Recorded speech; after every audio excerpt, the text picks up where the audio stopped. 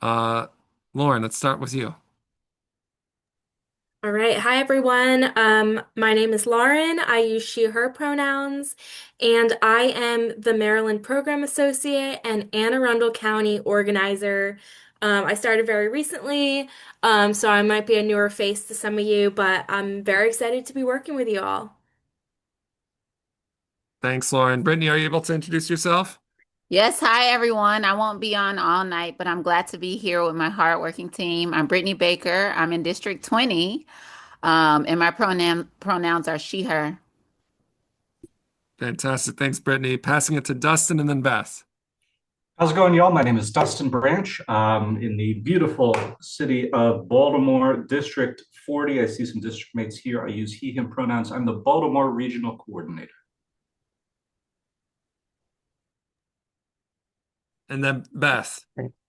And I'll wrap it up for us. My name is Beth Landry. My pronouns are they, them. I am your CCAN Action Fund Central Maryland coordinator, working with folks in Montgomery, Prince George's, and Southern Maryland. And so we're going to kick it off and talk about the goals that we're going to have for this evening.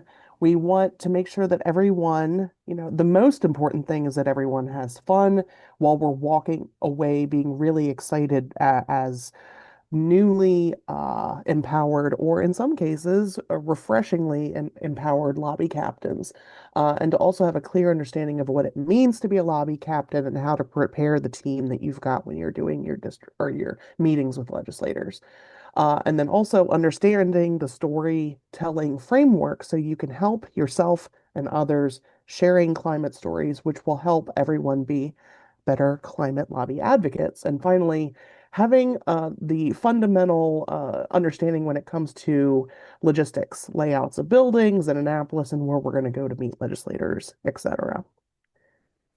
And so next up, we have our agenda for this evening. These are all of the things that we're going to go over.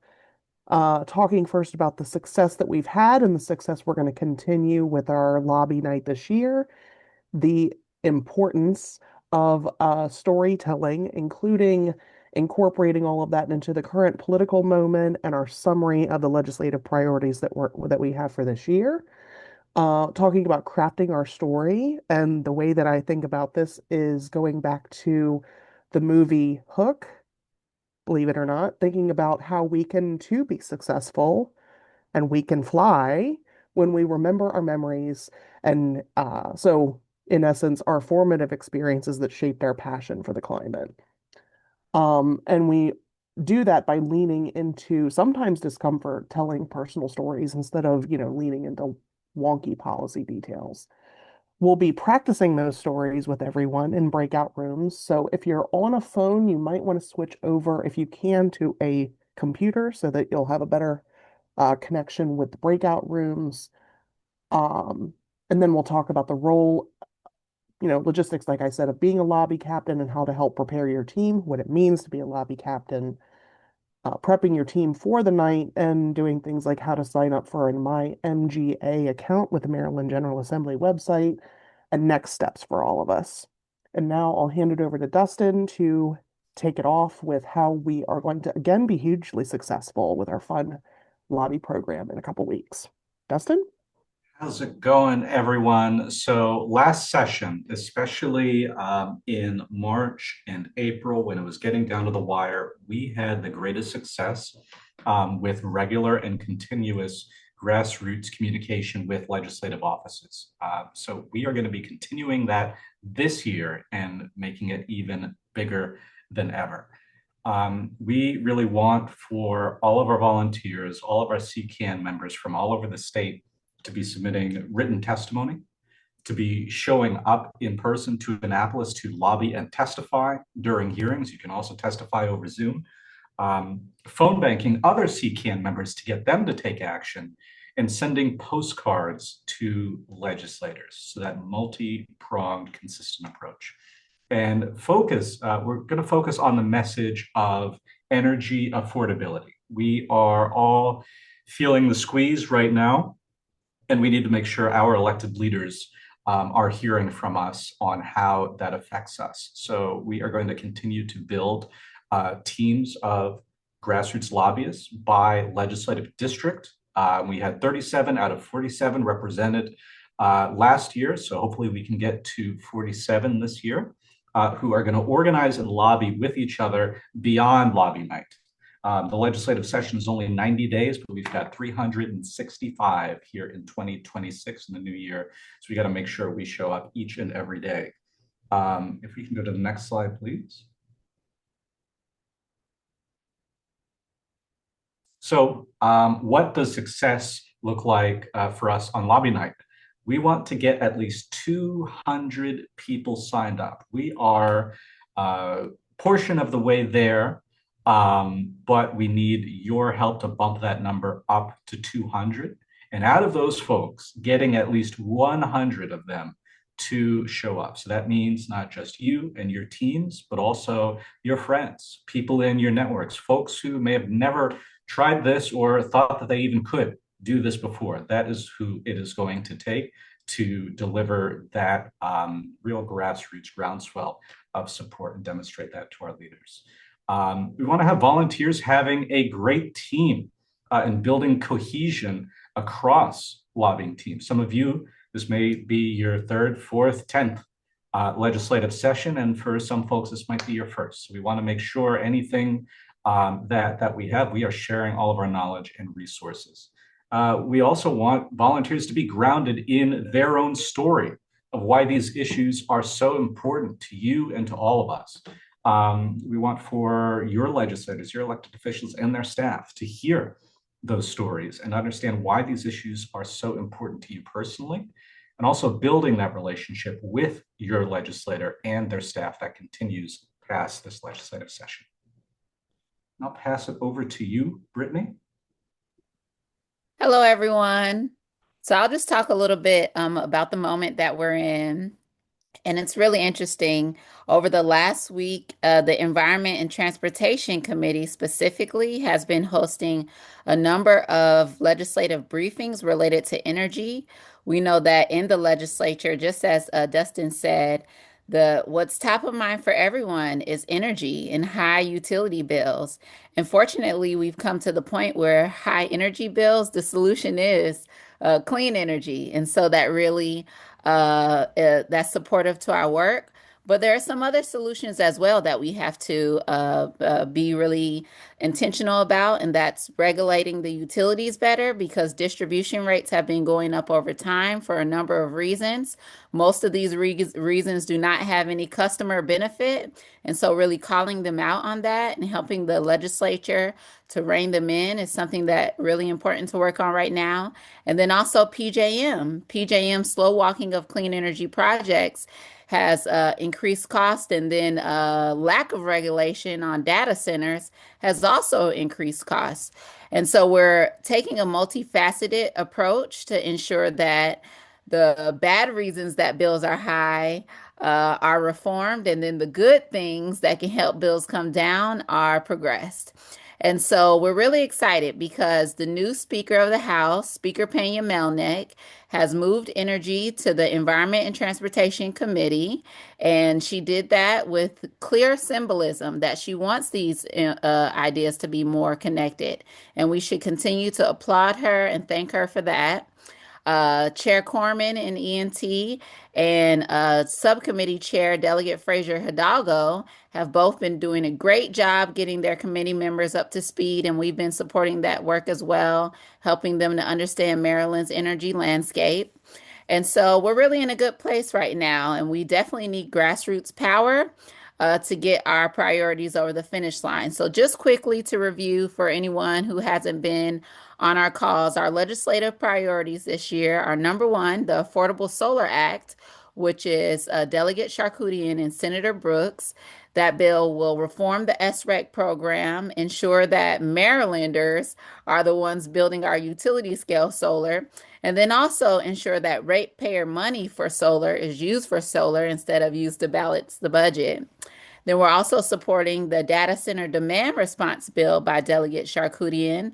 I'm pretty sure the Senate cross-file is Senator Hester. That's a very reasonable bill that will help to ensure that we have reasonable build out of data centers and that they're not stressing out the grid on high peak demand days. We're also supporting Delegate Ruth with her climate crimes lawsuit authorization and climate restitution fund. That bill sets up the legal landscape that the Attorney General needs in order to ensure that at the right time, we can prosecute fossil fuel entities for the deception that they perpetrated throughout the 70s, 80s, and 90s. And ensure that they're held accountable for the climate impacts that we're now seeing. And then last but not least, we're working with Delegate Andre Johnson, cross-filed by Senator Brooks as well, I'm pretty sure, on a land-based wind study, because we do have some land-based wind resources on the lower Eastern Shore that we're not currently exploring. And so we want to support the state to start that process. So that's the moment that we're in, and those are the bills that we're supporting the most robustly. We do have other bills that we're following, in a two-way frame. If there's ever anything you all want to flag for us, feel free to send an email. And then there are also things that I'm following more quietly in my day-to-day conversations in Annapolis. But we're working hard and we're making progress, and this is just the beginning, so stay plugged in.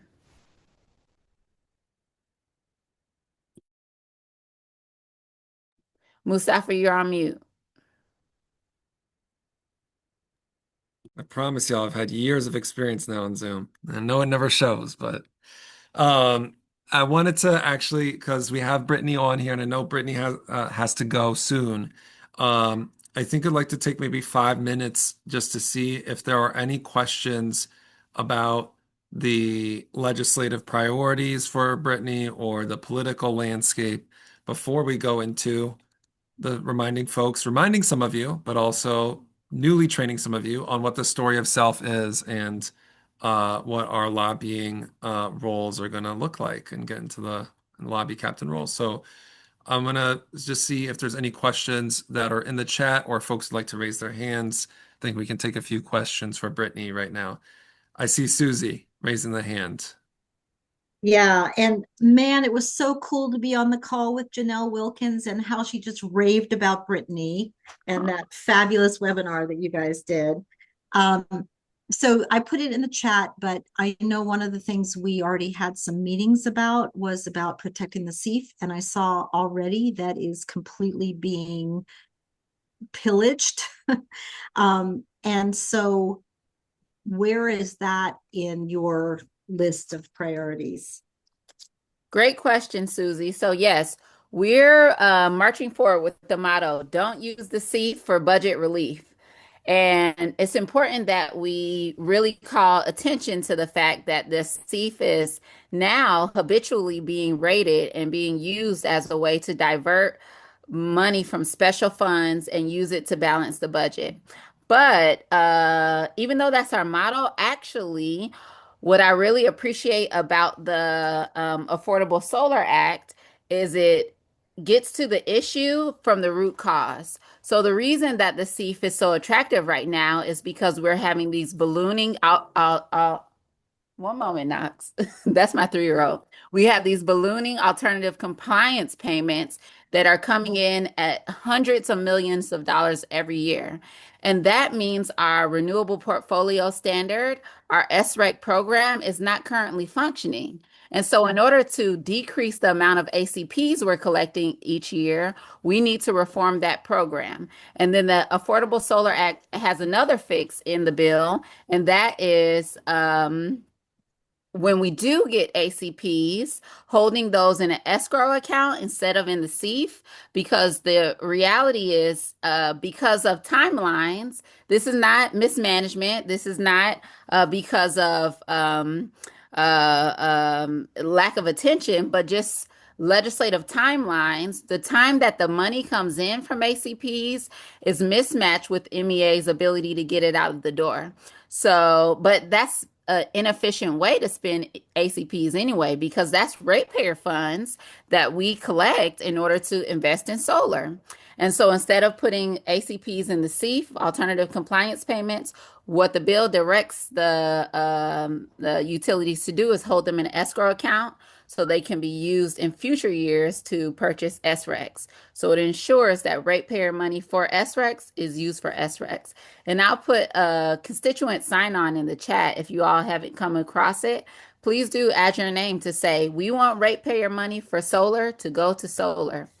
So just to summarize again, we are robust about protecting the CEF. We think the best proposal that gets to the root cause is the Affordable Solar Act, but there are some other proposals out there as well, including Delegate Stein's mandated funding for MEA and Sierra Club's, I believe it's 88 million worth of spending of CEF funding that's in there now. We're supportive of those proposals as well. John. Hi, I just had a question about the literature about the bills. Do we have anything, fact sheets? Yes. Beth, I believe, no, Dustin put it in the chat. It's right above Susie's question, and it says find more information on these priorities with our fact sheets. That folder has individual fact sheets for each of our priority bills, and also a summary fact sheet that has one paragraph on each. So feel free to take a look in there. Okay, thank you. Mm-hmm. And then, Beth, I think you had compiled the questions in the chat coming through, but was there a question from Elise? Is that right? Yeah, it wasn't a hand up, but Elise, did you want to ask more about what you had written? Let me see. My question was, I assumed everything's on a bipartisan. I'm independent, so everything's on bipartisan, working with Republicans and Democrats, as long as it's regarding the issue of helping the environment, to help the climate. My big thing is getting rid of those diesel generators, and Dustin knows I'm beyond passionate about that. Regarding, we're dealing with a referendum right now in Frederick, Maryland. We're working on getting, over 15,000 signatures in like 55 days left to overturn a bill to double the data centers. So we're dealing with that. And so I just feel like anything that has to do with any legislator on either side, I would love to know, since I know, for example, Senator Karen Lewis Young, I know she's working on a bill regarding having data centers. They must use clean energy of battery backups, and then they need to pay for it themselves, meaning that the industry needs to pay for it themselves in battery. And I know that the delegate that you're working with also believes in the same thing and using battery instead of diesel. But I'm seeing across the board in a bipartisan way, there is so many delegates and senators that are all like hitting this area in different ways. With it's not batteries, it's to protecting school. That I just was shown legislation from Delegate April Miller. She's now become a friend of mine because she wanted to show me the legislation she wants to do to protect all the schools in terms of data centers. So I'm really interested in doing whatever I can to help Maryland in any way and not have to go through what we're going through in Frederick. It's just unbelievable. Yeah, thank you for that, Elise. It's definitely, I agree with you. This is a unique moment of a lot of bipartisan energy in certain topics.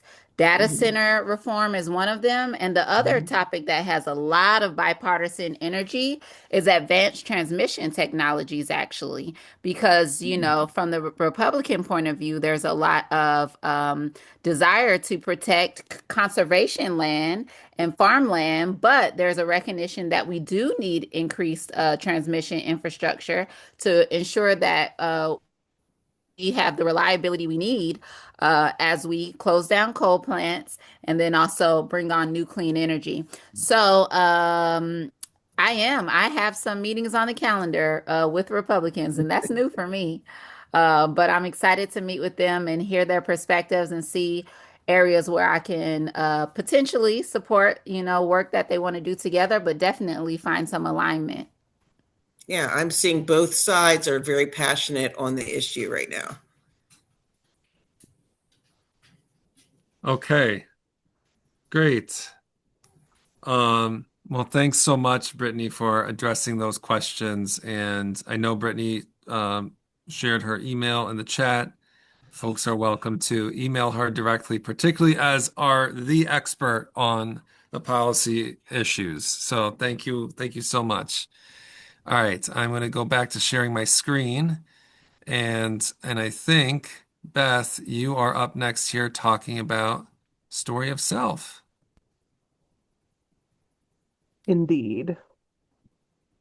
We'll let that. All right, I'm seeing your slides again. Great. Yeah, really good to hear all of those questions, and that ties it in. These are things that are important to all of you. And so we want to make sure that the teams that we're in when we're lobbying for these issues are able to craft, and if people have told their story of self before, that they're able to even further refine it and use it in the different ways that we're able to throughout. It's important to know what that is, what the story of self is, and then to be equipped with the resources to help your fellow teammates be able to tell their stories during the meetings that we have. And so a story of self communicates that the values that called you to lead in this way, in this place, and in this time. Each of us have powerful stories shaped by the experiences that we've had, and often our values are influenced by the choices that we've made, as well as those around us, our parents, friends, teachers, and so forth. And we've made our own choices in response to loss and discovered paths to hope, especially in the past year for many. And these decisions have defined our life's journey, navigating challenges as children, discovering a sense of purpose, responding to the needs, demands, and gifts of others, and facing leadership challenges in our communities, in our schools, places of worship, and workplaces, and so forth. Through these experiences, our values and our sense of purpose take shape. And so we use the story of self in many aspects in organizing work when we're, organizing and building relationships with other people in our communities, writing great op-eds and letters to the editor, speaking at events, and of course, like in this circumstance, meeting with our legislators. The story of self demonstrates to these elected officials how their constituents are impacted and how they feel on the issue. Legislators and their staff are a lot less likely to remember the really wonky details that you present to them, but they are much more likely to remember how you made them feel while you were there with them when you were telling the stories in our meetings. And so, next slide, please. We're talking about three specific things incorporating challenge, choice, and outcome. So a story typically has a plot, a character, and a moral, as you can see with the little the graphic on the screen there in the slide. The plot begins with an unexpected challenge that confronts the character with an urgent need to pay attention. To make a choice for a lot of the time people are unprepared. And that choice has an outcome, which teaches the moral. And so the story of the character and their effort, which in this case is all of us and our teammates, to make the choices encourages listeners to think about their own values and their own challenges and inspires them with new ways of thinking about how to make choices in their own lives. Once we identify the specific relevant choice point, perhaps your first true experience in the community in the face of a challenge, something about the injustice that you saw for the first time, it makes you dig deeper and answer the following questions that you can see. So for the challenge, why did you feel that it was a challenge? What was so challenging about it? And why was it your challenge? That's very important. Choice, why did you make the choice that you did? Where did you get the courage or not? Where did you get the hope or not? Did your parents or your grandparents' life stories teach you in any way how to act in that particular moment? How did it feel? And so then the outcome. Again, how did the outcome feel? Why did it feel that way? And what did it teach you? why or what do you want to teach us? What do you want to teach a legislator and other people in your team? What do you want us to feel? And another word specifically when it comes to challenge, something that I'd like to note is sometimes people see the word challenge and they think of it as a misfortune or something negative. Keep in mind that a struggle is something of your own, it can be of your own choosing, something that you decided to accomplish, as much as a valley that you needed to climb out of. Any number of things might have been a challenge for you and can be the source of a good story to inspire others. And so, if one of my colleagues can pop the link into the chat for our worksheets, we're going to get our worksheets ready, which were linked in the email that folks got when they received the Zoom link and whatnot today, but also we'll share it. Thank you, Dustin, for putting that into the chat just now. You should have gotten the link to this Google Drive folder for the worksheets for each of the issues that we identified. Brittany spoke to those a little bit earlier. You want to choose a specific issue that resonates most with you and the worksheet that's associated with that you want to work from. Each one of these has questions that are tailored towards the specific issue, but they all follow the challenge, choice, and outcome model that I described a second ago. And so one of those might be making solar more affordable and accessible, making sure that each solar project gets the exact incentive that it needs to be built and authorizes plug-in solar. That's the one that really makes me excited, by the way. And ensuring that ratepayer money designated for solar is used for solar. Not using the Strategic Energy Investment Fund or the SEIF for budget relief so that we can make sure more working class families are able to make their homes energy efficient and running on renewable energy. Increasing investment in clean transit with the Transportation and Climate Alignment Act. And lastly, making data centers decrease their reliance on the grid during peak demand, so that they use cleaner energies like solar and battery to run.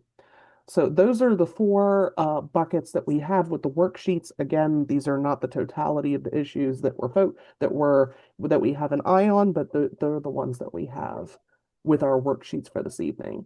And now I'm going to hand it over to Mustafa to talk about those four issues a little bit more specifically when it comes to challenge, choice, and outcome.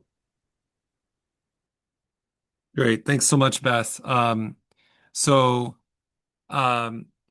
for the affordable solar, these are for these worksheets. These are just some guiding questions. They're not the total set of questions necessarily to consider, but these are just some to get the juices flowing. For the affordable solar legislation, questions that could help identify whether you have faced some of the challenges that it's trying to address, or that you know people that have faced them, are have you been able to run your home on solar? Have you experienced any consequences of climate change that's motivating you to advocate for clean energy? Have you had challenges just with being able to afford paying for the energy needed to run your home? These are some of the questions that come to mind for me when thinking about the potential challenge, the different sets of challenges that the legislation is trying to address. The choice here is, whether you have been able to gain more access to solar at some point, and or it could be also that a choice around reducing people's energy bills, um, and and then the outcome what we're seeking here is for demonstrating that there's a need for moving forward Delegate Charkoudian's bill. So really thinking about the moments that you have experienced with solar or have not experienced with solar, but that this is that not being able to have solar at your home is motivating you to do this, to advocate for this. And I think and the energy affordability are the big pieces here to be thinking about in terms of the story to tell. The next thing here is there is a related to the affordable solar, of course, is legislation is protecting SEEF, as Brittany was talking about. We think that the affordable solar legislation is one of the solutions for being able to protect money that's intended for helping people that need money to be able to run their homes on solar to help electrify their homes, make their homes more healthy, and to reduce their utility costs. So the challenge really here is, have you been able to run your home on solar? It's a similar set of questions. And then also I would add here just the energy of affordability as well again. So you could think about this like it's basically the same set of questions, but you could think about it in the context of whether you really want to just lean into talking about the affordable solar piece, or whether you want to lean more into talking about with the framing of energy affordability and being able to help all Marylanders be able to um, afford their energy bills and to be have access to solar. Okay. So, and then the for the Transportation and Climate Alignment Act, the challenge here is that there's a lot of our communities that don't have access to either public transit or even clean transit options like bike lanes or sidewalks, much less public transportation. And so thinking about, when did you and how did you realize that you did not have access to clean transit alternatives in your community, is the driving question in terms of the challenge here. And the choice here is, what kinds of transportation in your community are you wanting to advocate for? When did you realize that you didn't have a bus route that could get you to, the places that you normally go to, like the supermarket, or to get to school, or to get to your place of work? Um, there's certainly uh, moments going back for myself where I have realized that, oh, like this is like, there's really no public transit option repeatedly, right, to be getting to various places that I want to get to. Um, and so thinking about like those moments for you, I think is key in terms of both articulating the challenge and the choice, that you want to share from your own personal perspective. And the outcome is that we need to be advocating for more clean transit and passing the Transportation and Climate Alignment Act, which helps us be able to get to incentivize creating more clean transit options across the state in Maryland. So then the last thing here is for the Data Center Demand and Response Act. These are, like, I would say, our four sort of biggest top priorities this session.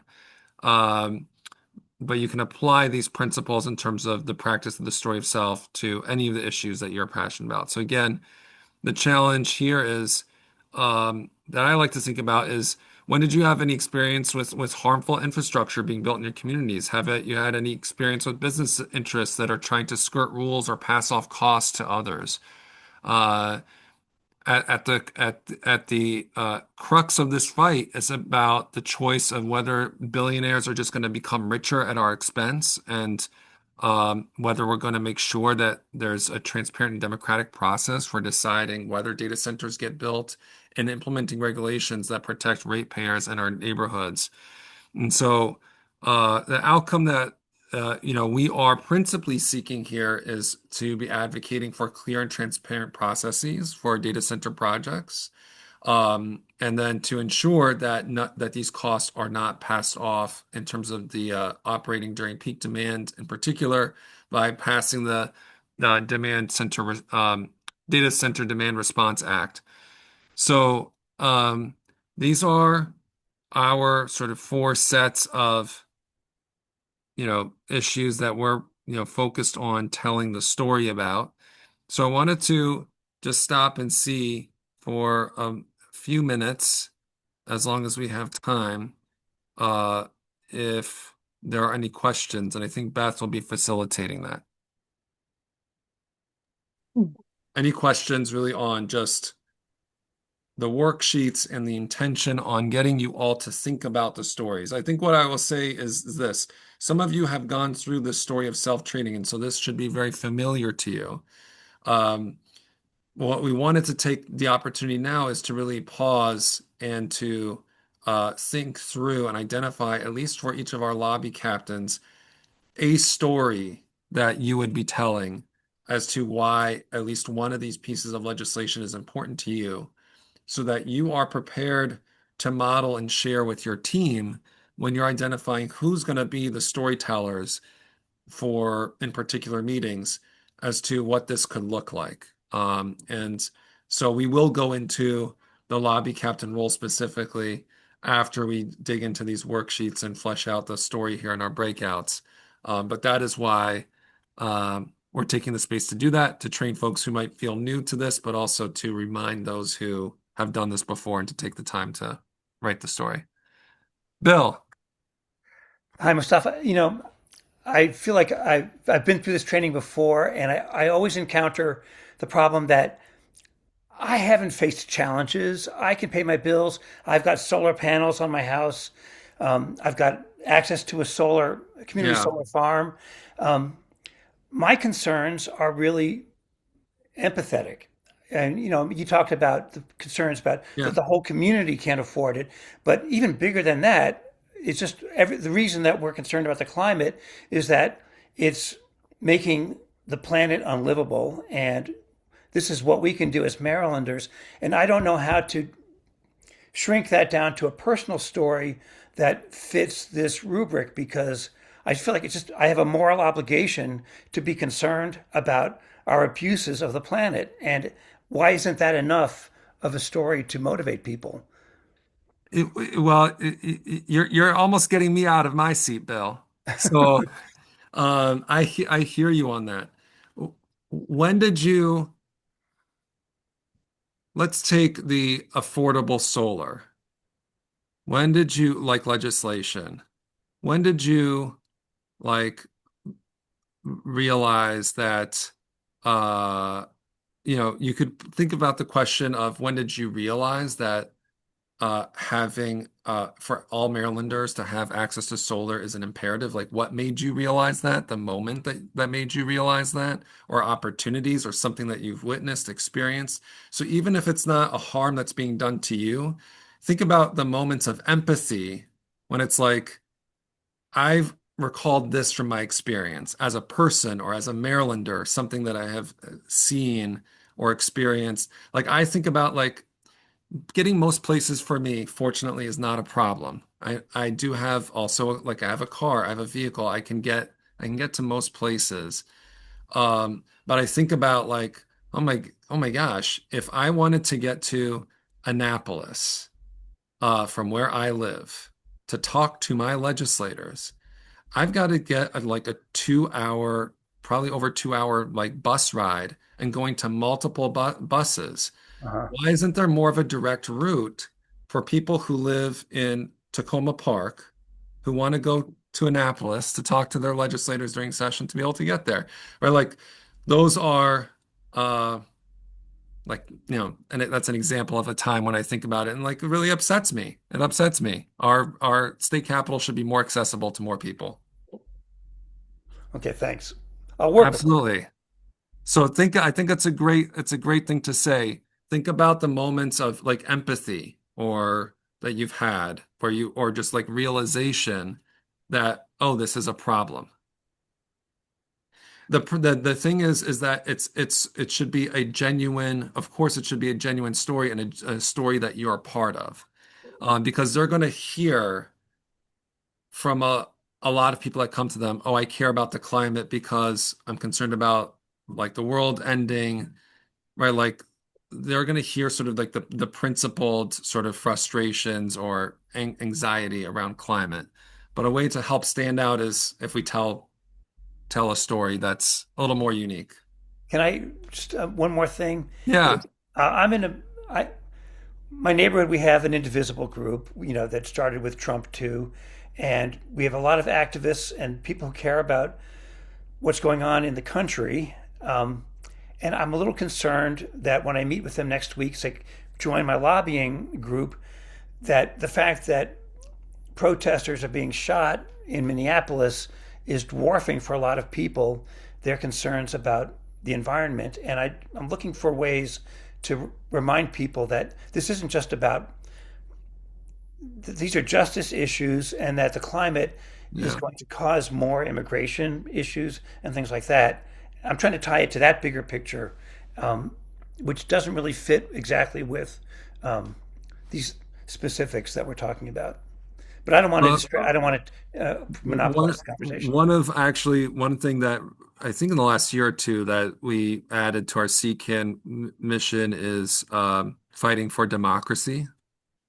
And so um, we have centered for our lobby night climate legislation, but if there are uh, other issues, whether it's regarding redistricting or like other things that are related to democracy, democratic processes, fighting against fascism and authoritarianism, that like your group wants to bring up with the legislators, they absolutely should. And then and also just know that organizationally, in terms of our leadership, this is something that we're very much thinking about. Like, what is our role as a climate justice organization in DC, Maryland, and Virginia to help those who have been leading this fight push back against the rise in this police state?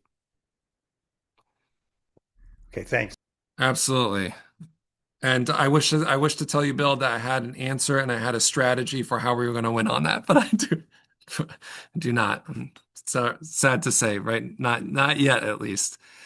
But Anna, Hi, yeah, I put this in the chat and I just don't know if other people saw it and I think some people seem to agree just basically on Bill, your comment about your story not quite fitting the rubric, but I think one option, and Beth, this is your thing, so you can tell me what you think, but why not go from the positive angle and talk about the benefits of being part of community solar, the benefits that you've experienced, and how that has changed your life for the better. I think that could potentially be something you could do, but I also agree, I think the social justice, I mean, the climate justice and the humanitarian issues are so interconnected. So um, that's that's another angle. And I know those don't, I think the point was they don't quite fit in exactly into those worksheets, but I think those are, what do you think about, Beth, about those? Or do you feel like it's just more impactful to talk about the challenge that you're facing? So one of the other things that I can say is that the stories that I've told have varied depending on what the ask is. And so that's something to keep in mind if you're asking about the Transportation and Climate Alignment Act. Like I've told, some of you might know what I've talked about before about experiencing the public transport in Europe and talking about how proliferative it is and how much of a difference that made. Or then you're talking about affordable solar, and I'm a renter, and maybe that could really change my aspect in terms of being able to afford electricity. So it depends on what the circumstances. Are you talking to your neighbor? Are you talking to a legislator? Are you talking to your family member? It varies a little bit, and so it's fluid and definitely intersectional. So just that's how I tend to think about it. I hope that answers your question. yeah. But we do have an excellent story of self lined up here in a second, which is Lauren, who's got a video lined up to share hers for folks to see. Yeah, Beth, just quickly to add to that, and a challenge might not be the right word, sort of universally, but it, it's the context of what led you to make the choice to join Community Solar. And also from an empathy perspective, you want everybody to be able to join Community Solar. So there's like this other layer of challenge that's like systemically there's a problem if there's other people who want to join Community Solar that are not able to do that, and that there's a fix for that. Thanks so much. And so, yeah, pass it to Lauren.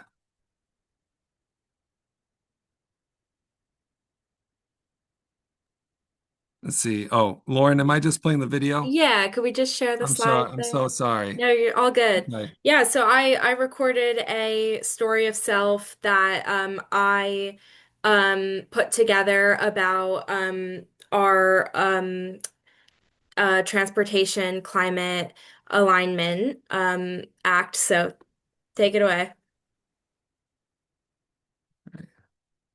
Hi everyone. Here is my story of self Could you all hear that? Yeah, we can hear. Okay, great. advocating for clean public transit.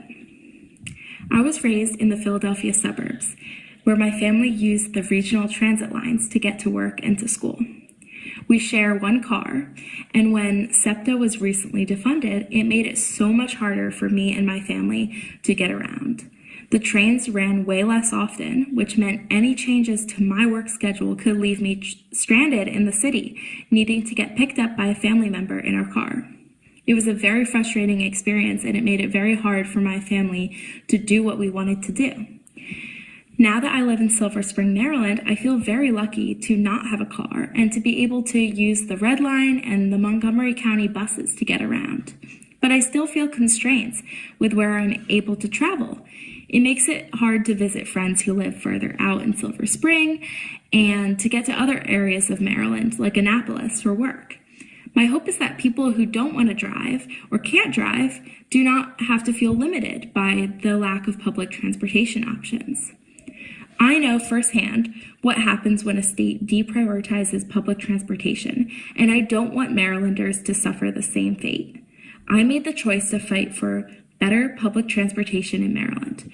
I don't want just to have a public transportation system. I want one that is expansive and thriving.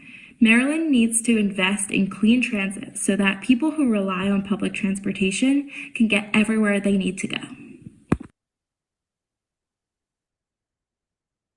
Great. Thanks for sharing that, Lauren. And so, what did folks hear as the challenge in Lauren's story? What was she articulating as the challenge?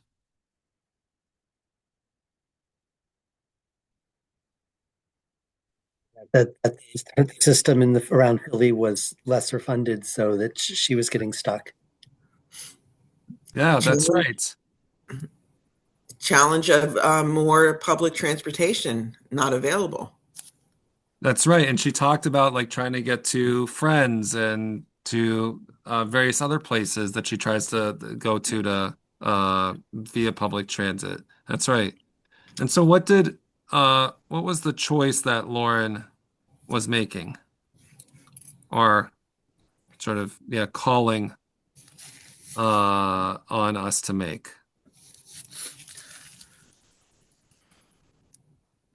To urge the state to invest in more and more robust public transportation options. Yeah, and so we can do that through the transportation. But the thing we can do right now is to be passing the Transportation and Climate Alignment Act that takes us a big step forward towards that goal.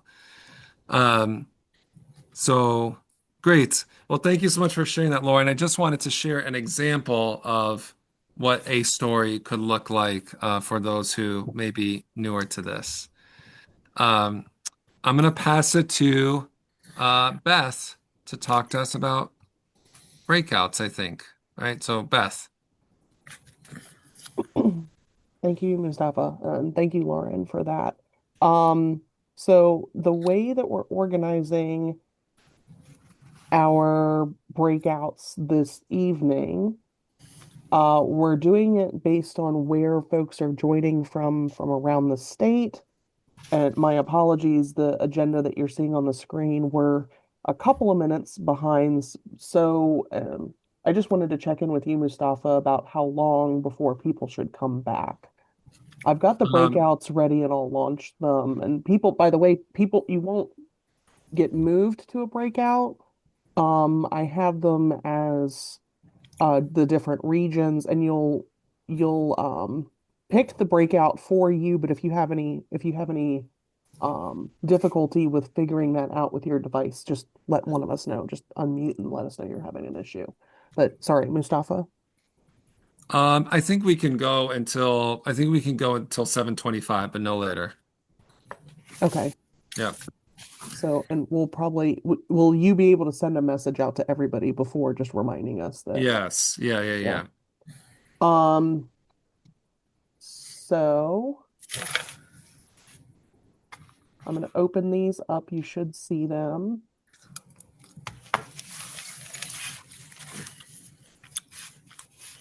And before we go, if you want to, for our facilitators to just copy the agenda, and we'll take it with us to the breakout room.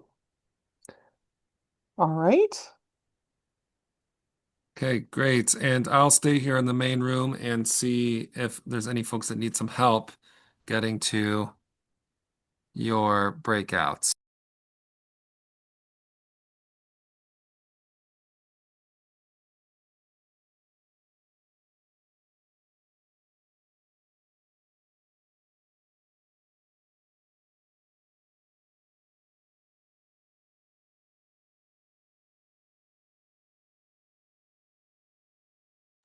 Hi, John. Hello, Lauren. Good to see you. Hi. What county are you in? I'm in Prince George's, near Langley Park area. Gotcha. Okay, awesome. Where do you live? I'm from Silver Spring. Yeah. Mm-hmm. Yeah. How are you feeling about this training? Have you Uh, taken the lobby training before? uh, uh, Last year, they weren't calling it Story of Self. I mean, it was related, but I think it's evolved. I've not done this structure, and this is the hardest part of the whole It sure experience. is. Is talking like this. So I'm Yeah, more of a list maker and right. a talker. It definitely gets easier with time once you can sort through because we have so many experiences that we go through every day. It's hard to pinpoint like what was the moment. But once you kind of think through like okay, where did this start? Then once you have your story, you can just repeat it over and over again. Hi everyone who's coming in. Um, let's see. Why don't we go around and start to introduce ourselves? We might have a few more popping in.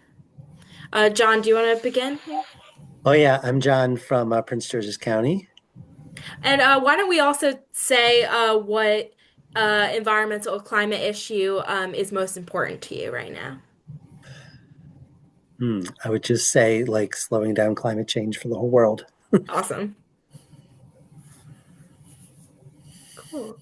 Elise, you want to go next?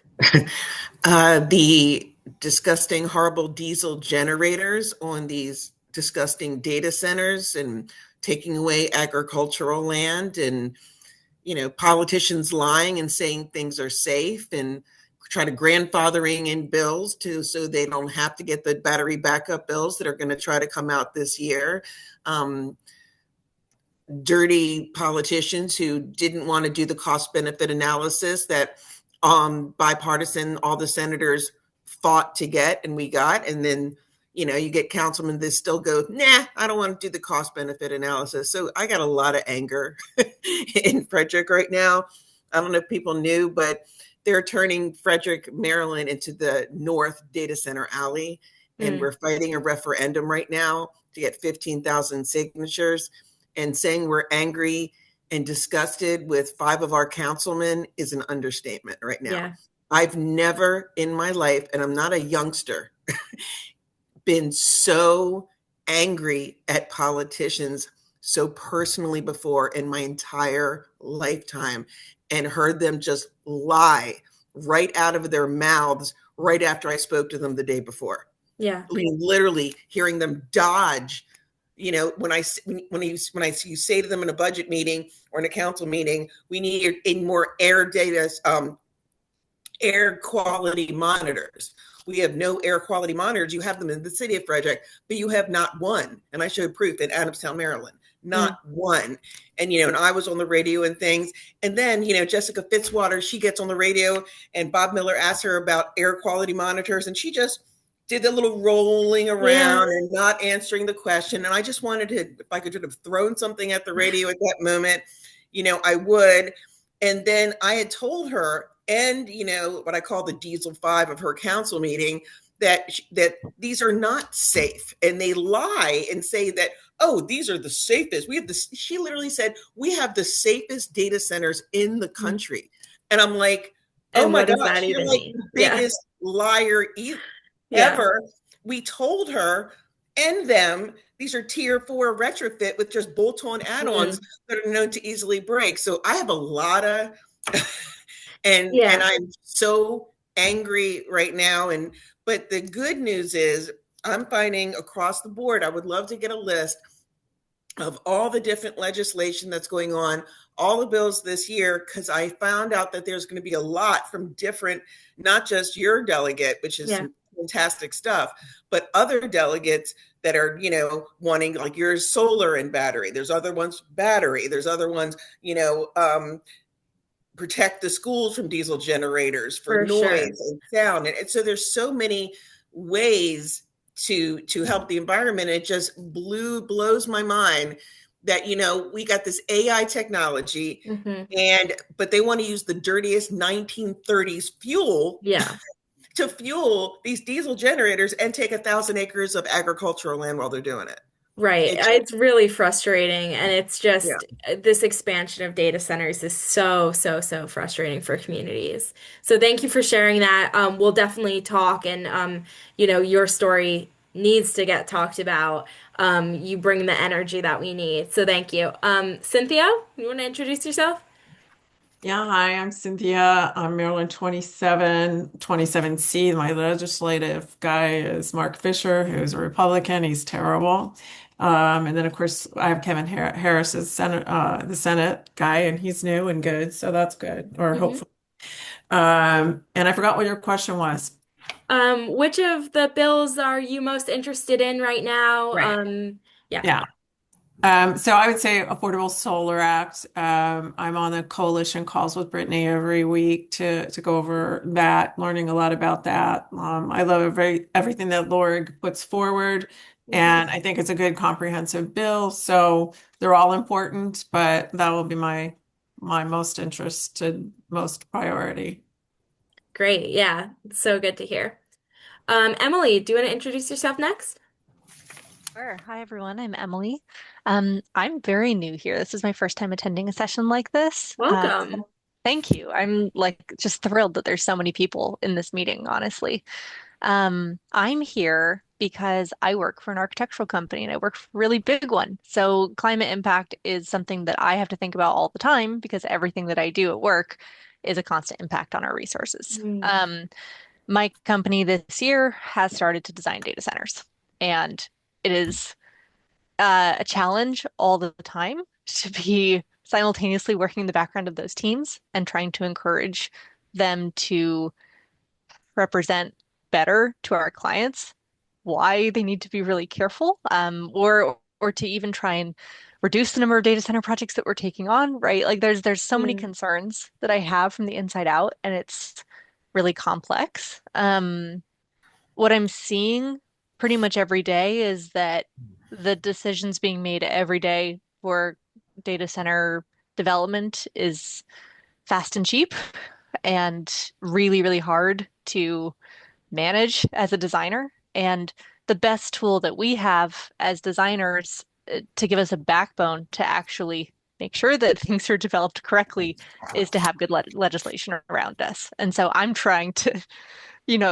create more of a top-down parameter here for these projects because I'm tired of being a part of them, frankly. Yeah. That's such an interesting perspective to see, the side of them going in. So thank you for being here.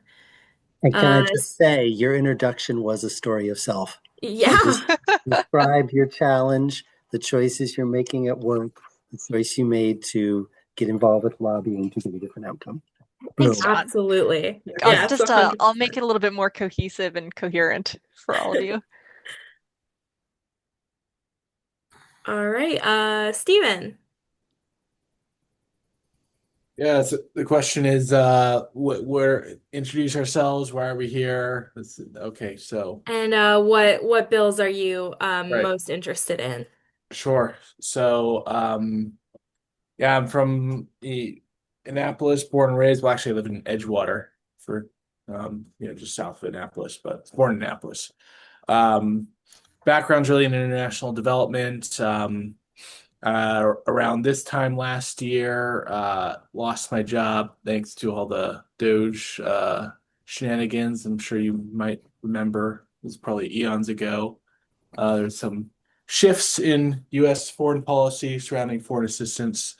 But I've always been really passionate about addressing the climate crisis, and frankly, I never really paid much attention to what's going on at the state level. I was always very interested in the national, the international COP conferences, this sort of thing. But that's really frustrating. So, and seeing how talking about democracy and how important it is, and so I see a lot more action happening at the state level. So I wanted to try and dip my toes into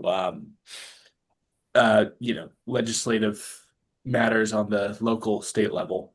And in terms of which legislative priority, I think I will go with the transportation and Warren Act as well. Main reason being, yeah, everyone always talks about Europe. Wow, amazing! Look at how you can get around everywhere so easily. But Europe, screw that. Yeah, I lived in Indonesia for many years, Jordan, these poorer, developed, less developed countries, and you can get around anywhere in the country cheap.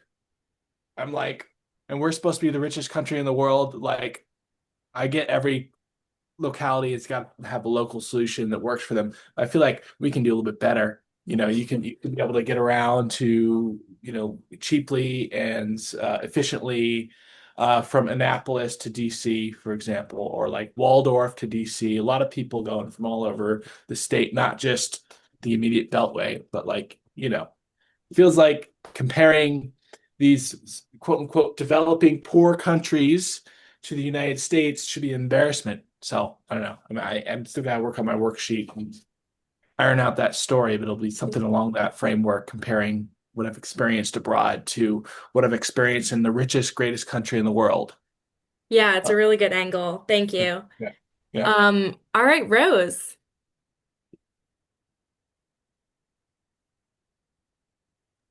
You are muted. Hi, thanks everyone for telling your stories. I'm District 4. Wait, I'm buffering. Let me turn off my camera here so I won't buffer so much. I can't hear myself. I'm Rose, District 4 under Glenn Ivy, and I am a nonprofit baby for over 20 years. I just left ACLU, so I know a lot about advocacy and what people coming together can do. I'm currently on the Prince George's County Climate Cohort, former member of my City Green team, and I also do some advising with some local city mayors. And transportation is a big issue in Prince George's County and the data centers. And as a over 20-year resident of Prince George's County, transportation has improved and become quite livable with all the metro access it has, but there are those areas that Stephen did mention where there is not the transportation accessibility. And everyone has heard about there's a huge data center going on that's scheduled to be built in Prince George's County, diagonal from the former Commander Stadium. So that has really shifted my focus and made my focus more heavier on climate. Thank you so much for being here. All right, all. You did a great job in just introducing yourself, talking about some of the reasons why you're here. So I love that. I'm gonna put our link to the worksheets again in the chat. So take some time now to pick which which of the worksheets you want to tackle, which of our priority bills you want to tackle, or have a story for. We'll give it a few minutes. Let's see here. Um, let's give until um 7:15. Um, and you have some time to write, to think. Also, if you want to brainstorm out loud, we can do that. If anyone has any questions or needs some guidance. But let's start to take a look at those worksheets now.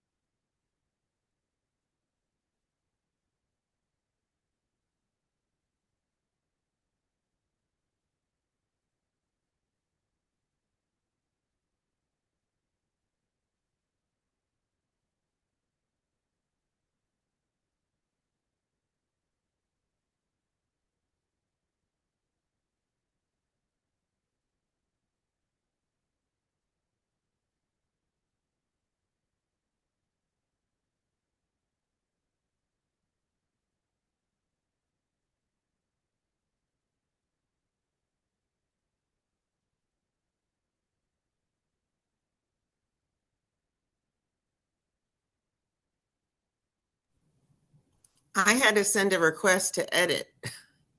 What we're asking you all to do is to just make a copy of that yourself. So you can go to Oh, File and then make a copy.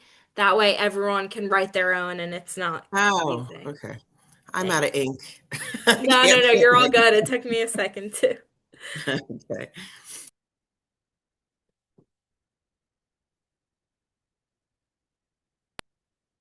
Work for me tells me I don't have permission to copy documents in that folder. I'm going to just write on paper, but just want to let you know that it's not working for me.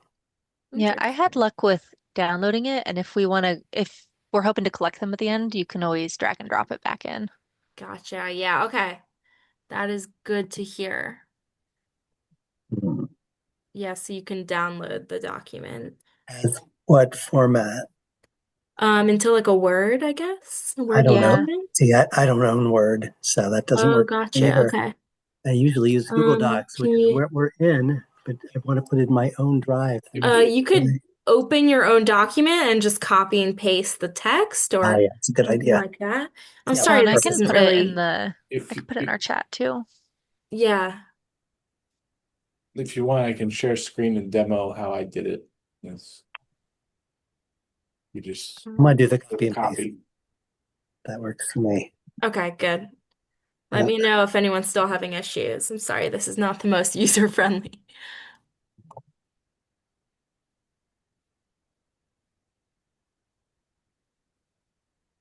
So Lauren, I guess I wasn't paying attention. So we're supposed to be doing this online and then submitting it back to you all? Yeah, ideally we'll be collecting them, but also it's a great start for you all, who will be leading, our lobby groups, Right. on February 16th to actually repeat those stories, to your legislators. Yeah, Um, no, I get that part and I'm fine mhm. with all that, but I feel like I'm not, if we're stopping it in just a couple minutes, I want more time to write out what I'm going to say and do. So if you need them submitted, I can submit it later, but I'm Yeah. not going to submit it tonight and then change it all around tomorrow when I'm thinking about it. Do you know what I Yeah, mean? totally. Yeah, Okay. doesn't have to be fully done by the end of this session and you don't have to Okay. turn it in right away.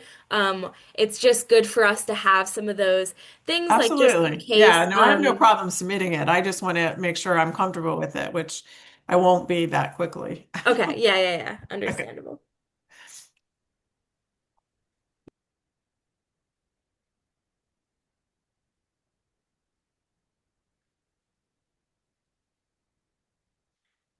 Yeah, because if these bills go to committees and they get put up for hearings, sometimes, we like to look back at, oh, who told a good story about this bill or something like that so that we can invite people to speak at the hearings.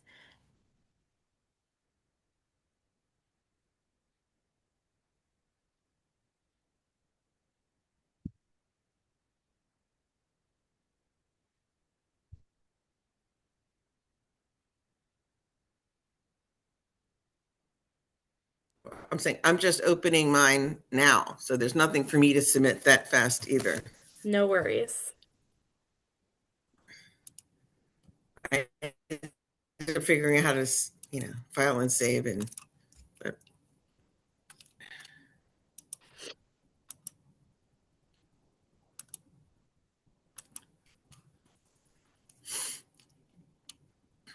Excuse me, all I need to take a call really quick.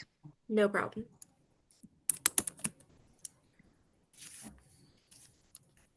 So if we're going to send it later, who do we send it to?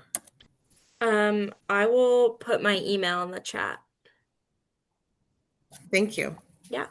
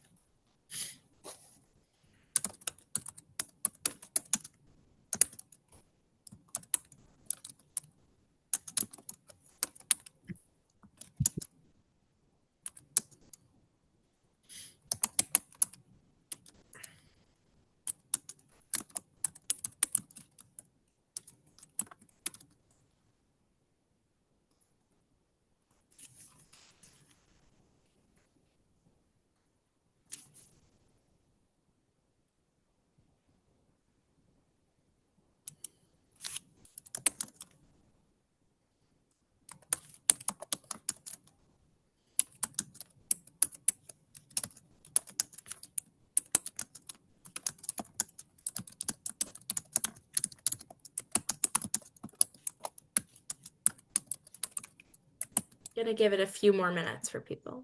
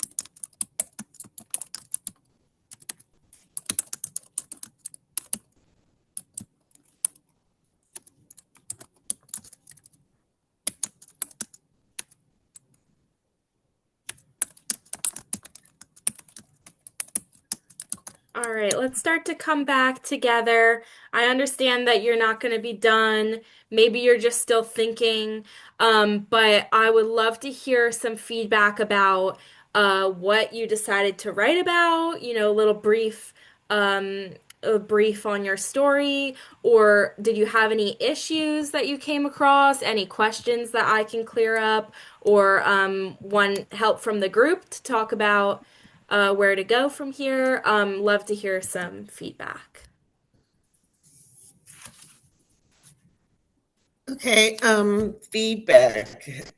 We got some major things. I've been putting together big groups up here that we're fighting, but with trying to do what we can do with the dirty games that are going on here with the Frederick County Council and the county executive, that I'm sorry, I'm going to say it. I believe that because they're getting campaign funding from labor unions, that they're just wanting to grab the money, and that's why they signed the bill in December, because they want get those campaign contributions to be able to run for office. I mean, it's completely obvious because the senators literally sent an email for them not to rush.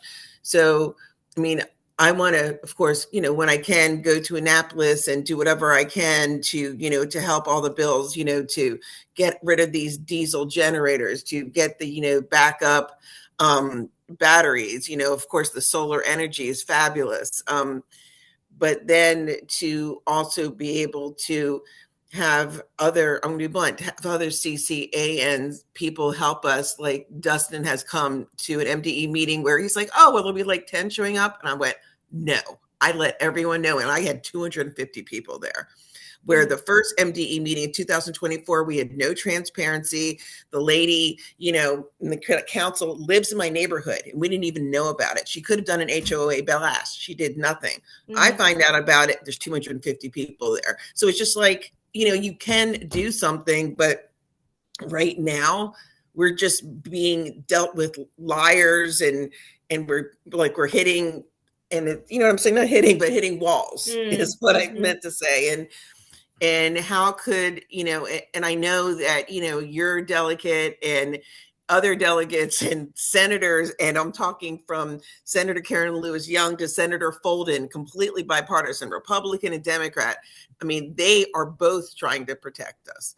I mean, the good people, basically, I'm just saying, that care about our environment, that care about the children breathing decent air that it doesn't have carcinogens in it, care.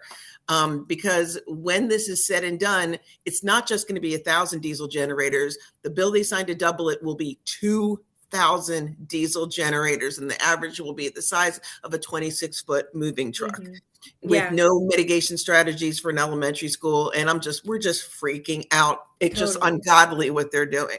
Yeah.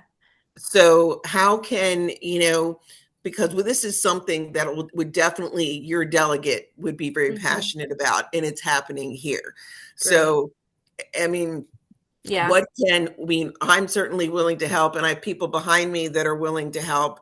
I mean, I work with on my advocacy, I'm working with the Sugarloaf, council president. I'm working with the Envision president. I'm working with the Frederick County Council, Steve McKay. I mean, I'm working with some, delegate April. I'm working with, I'm getting, some serious people involved, but we still need more help. So now we're trying to get 15,000 signatures to basically take it out of that voters' hands, take it out of the 4-5 diesel 5 council, I call them, and put it in the regular voters ballot for the people to decide if we want to double these data centers.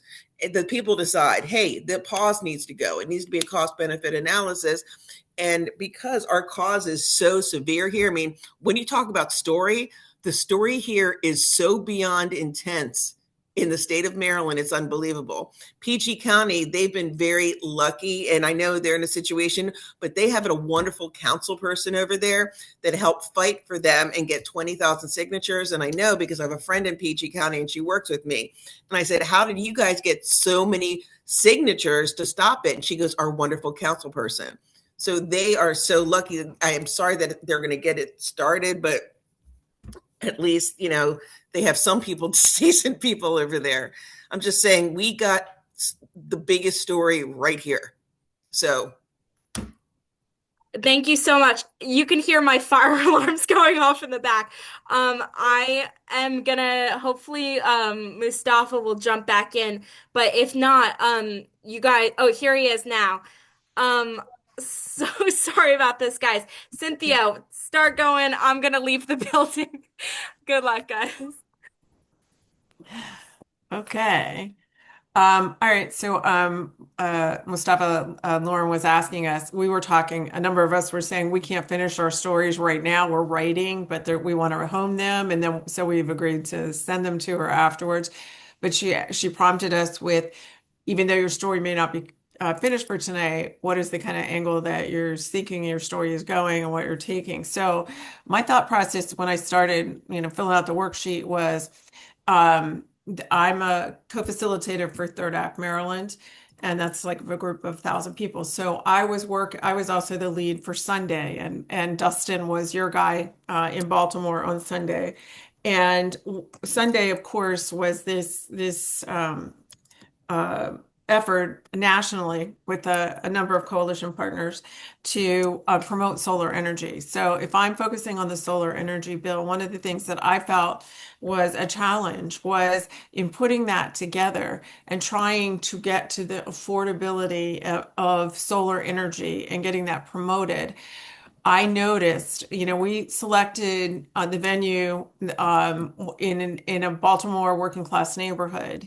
And I noticed that the actual attendees, even though it was promoted statewide, were more people outside of that working class environment because they thought that solar was going to be, and rightfully so, because that's all we've heard. You've got to have money to get solar, right?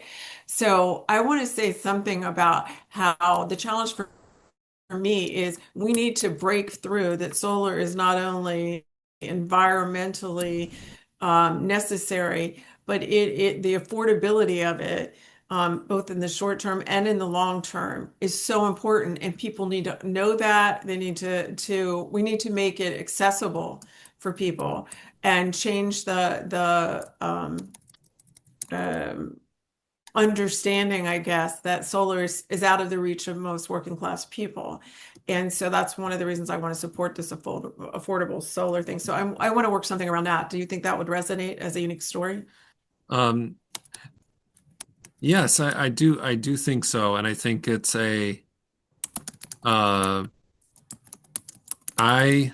know, we all want our climate champions to win and to be successful. And they need to hear that we need to do a better job of talking to people that are most impacted about affordability and energy affordability.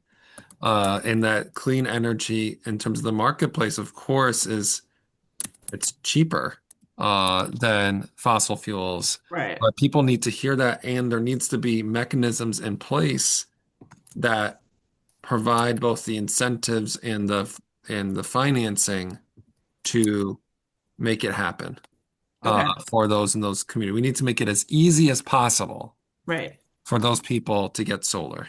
Right. Okay. That sounds good. I'll work that into the story. Thank you. Absolutely. Yeah. Okay. Great. Well, so exciting. And I was able to hear a number of stories in like the introduction, which were like, oh my gosh, you all were already telling your stories of self. It's amazing. So I'm very, very excited to hear more of them. We'll come back into the large group now to talk about lobby night specifically and preparing for lobby night and our logistics and the roles for lobby captains. So I'll bring us back to that group in just a moment here.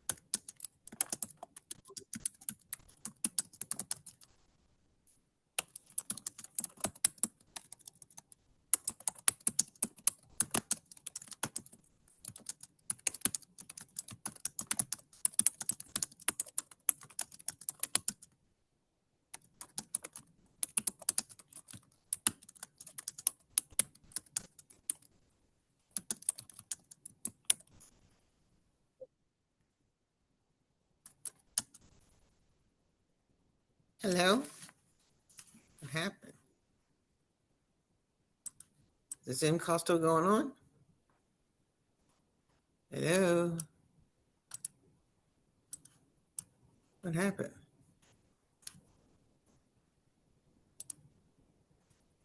Oh,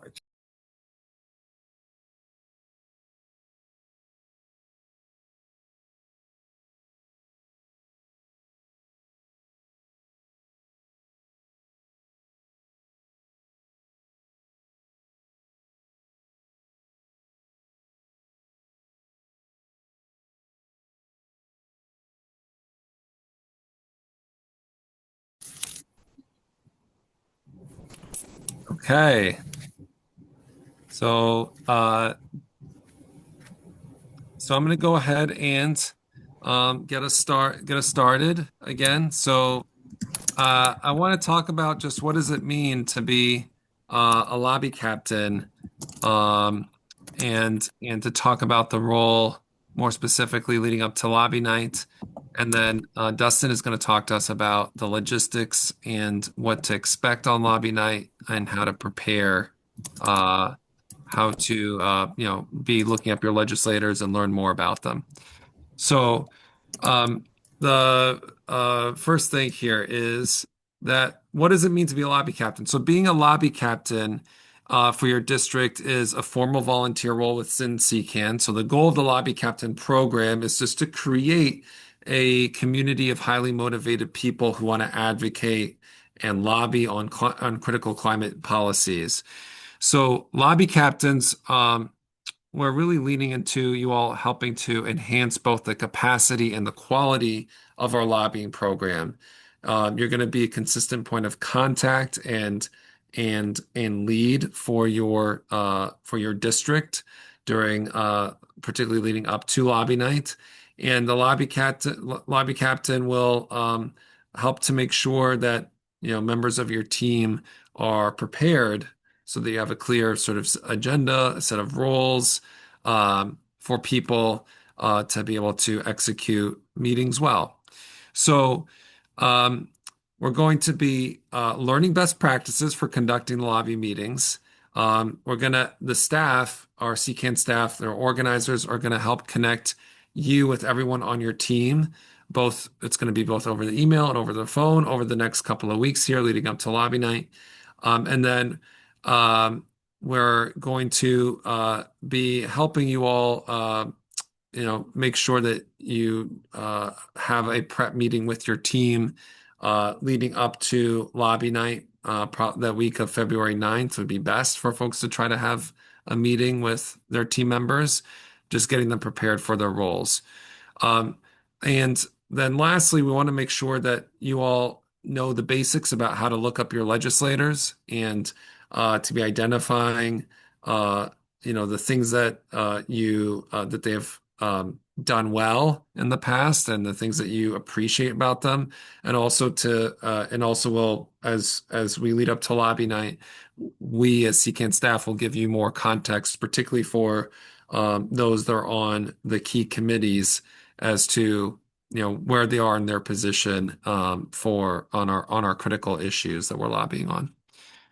So, in terms of preparing for lobby night, so the organizers are going to send out an email to your team members at the end of this week, where we're going to encourage your team members to be showing up for our lobby training on the 5th. It's going to be both a legislative update meeting and a lobby training, and notifying them that you're going to try to schedule just a virtual meeting for them to connect during the week of February 9th. Then on the 5th, we have another lobby training. This is going to be a hybrid lobby training, assuming that there's not some record-breaking storm again, in Baltimore and in Tacoma Park. We would love for our lobby captains to come. It could be an opportunity to meet some of the folks that are on your team if you haven't met them already. But we want to make sure we definitely encourage all the folks that have signed up to lobby to show up to that. On the 12th, we're going to be doing folder making parties for our volunteers. So every volunteer that shows up at lobby night is going to have actually it'll be a binder, not a folder, but a binder with materials for lobby night. And so we're going to be doing it both out of our Tacoma Park offices and out of our Baltimore offices, 5:30 to 7:30 on the 12th. So invite you all to consider if you're able to show up. That'd be fantastic. We'll have food there, and you'll help us make sure that we've got all the binders that we need going into lobby night. And then on the morning of the 16th, our staff are going to be scheduling your lobby meetings for lobby night. But you'll have that schedule going into lobby night. And so we could definitely use the help of lobby captains to confirm lobby meetings. I would suggest the morning of or just earlier in the day on the 16th, because sometimes their legislator schedules get crazy or sometimes people forget. And so we just want to make sure that they are reminded of those meetings. Okay, and I'll come back to questions in just a moment. And then during and post lobby night. So on the 16th is our lobby night from 5:30 to 8.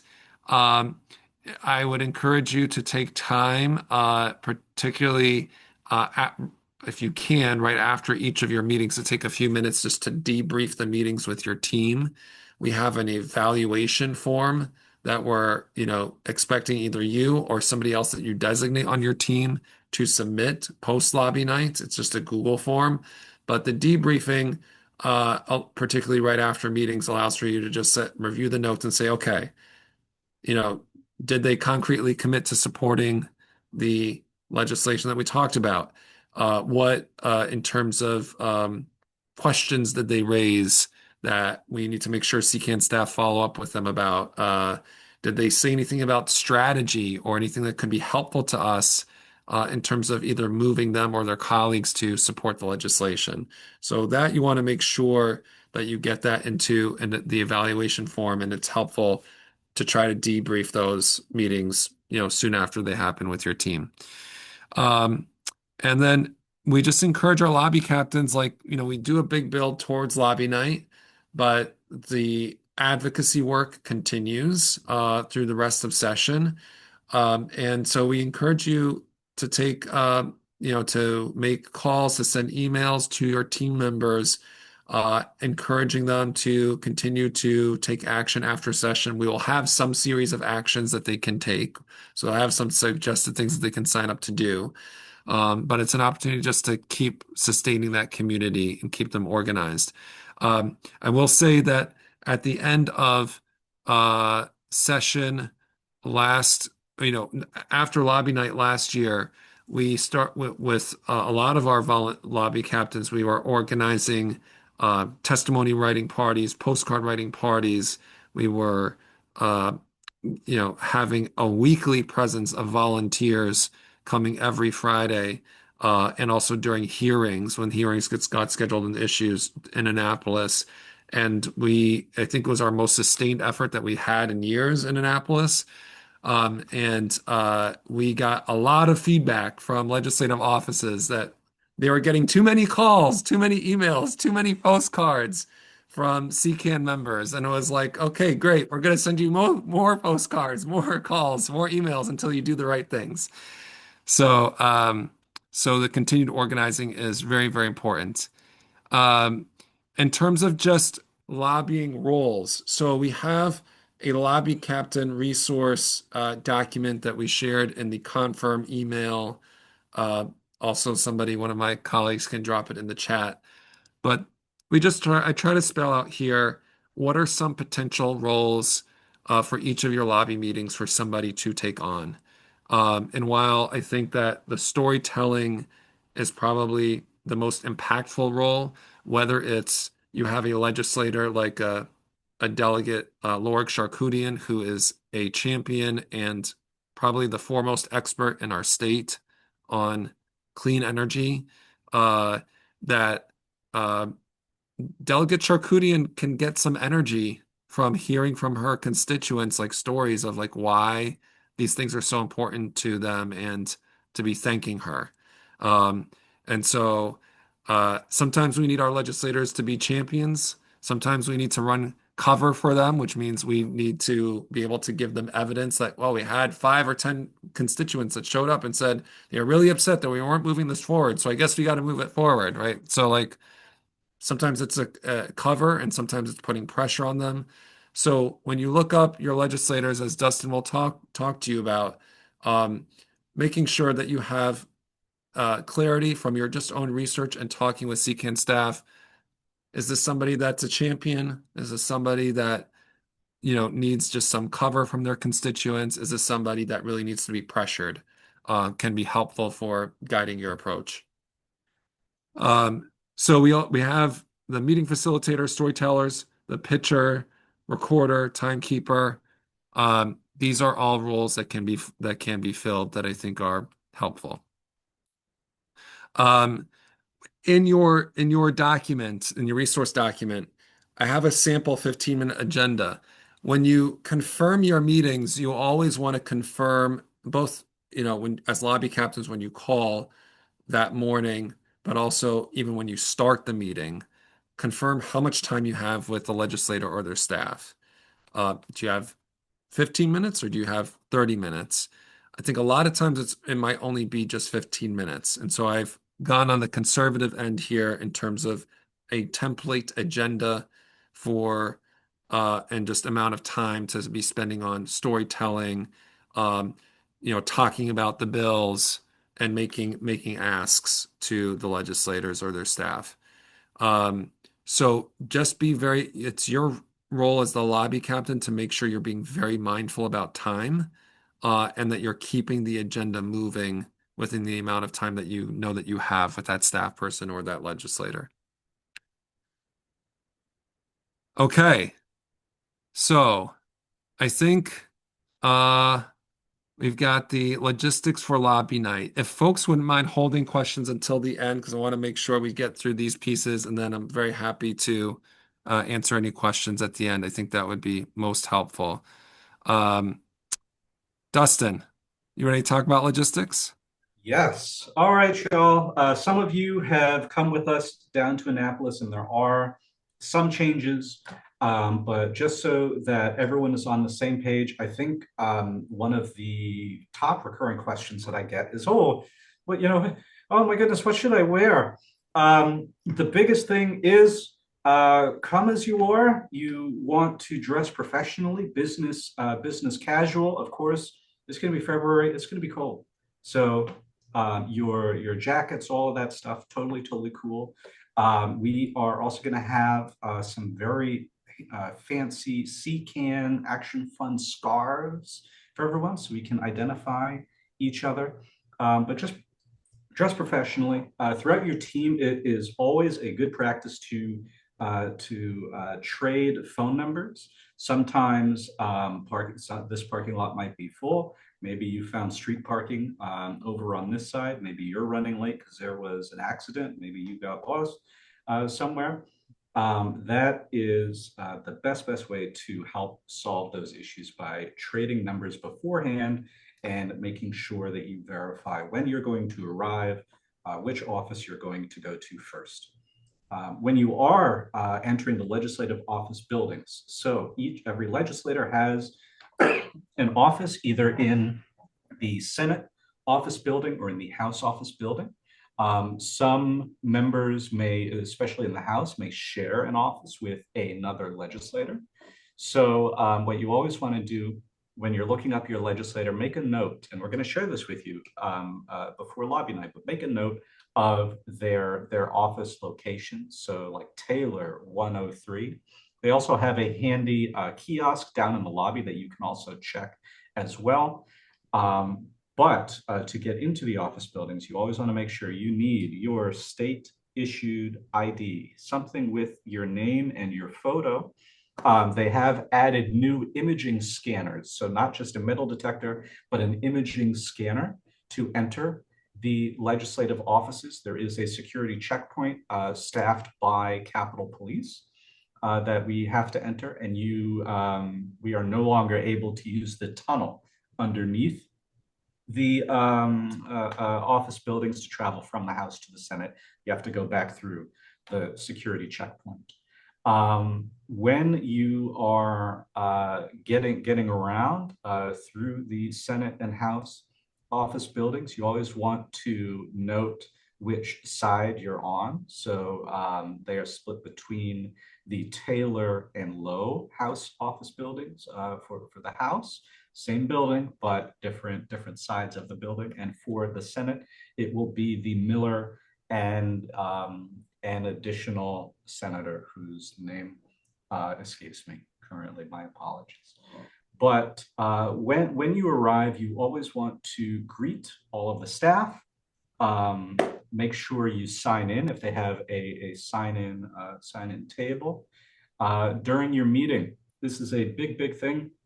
Even if you personally know your legislator, your friends, you see them at the grocery store, whatever it is, you always want to use their title. So Delegate Charkoudian, or if they are the chair or the vice chair of a committee, Chair Wilson, or Vice Chair Kagan. You always want to use their honorific, or just how they prefer to be referred as. Always make sure, go around, introduce everybody.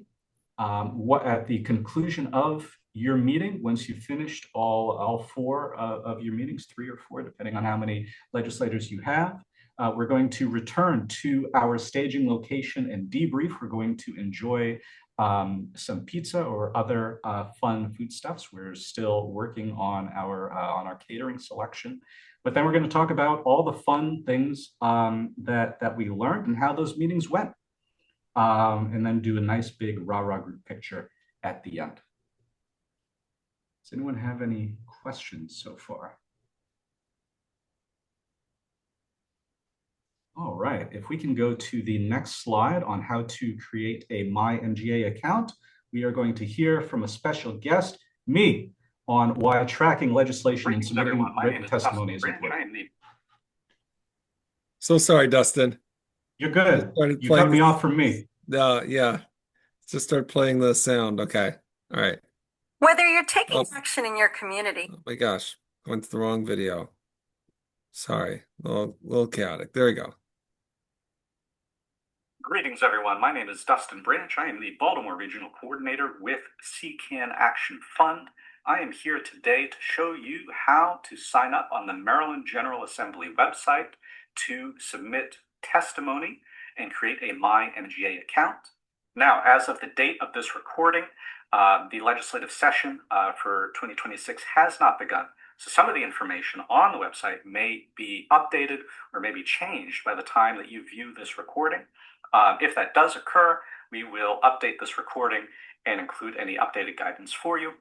But your first step to registering for an account on MyMGA, or the Maryland General Assembly website, is by going over to the right-hand corner of the screen where it says MyMGA. Once you go ahead and click that, it will deliver a drop-down box. If you do not have a MyMGA account, you should click Register, otherwise click Sign In. Once you click Register, please input all relevant and required information. And even these optional fields can sometimes be helpful, most especially when you are submitting testimony that shows which legislative district you reside in. Now, here at the bottom, there is an option for organization. When you are submitting testimony on your behalf. However, in your testimony, you may say that you are a volunteer with Chesapeake Climate Action Network Action Fund. Once you've filled all this out, go ahead and sign in.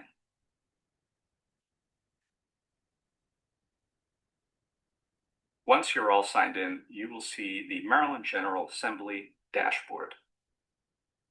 The first option is Bill Tracking Lists. This is where you can create a list to track not just our priority pieces of legislation, but any other bill that you've currently got your eye on. To create a list, all you need to do is select the Add List button, give it a name, and click Save. I normally don't change these options, but if there is a change to a bill that you're monitoring and you would like to get an email notice every time that happens, whether it goes through committee with a favorable or unfavorable report, amendments are added, or any other information, you can get an email every time that happens. Go ahead and hit Save. To add individual bills to your list, select the third option under Edit List Items and select the bills that you would like to track.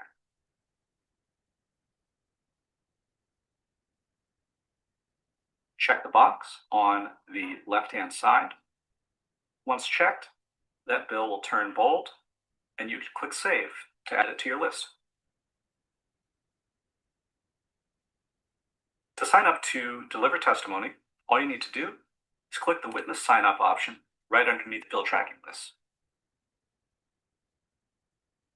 Because the Technology Office is currently testing the website before the legislative session begins next Wednesday, these bills do not currently exist, but we're going to go through as an exercise.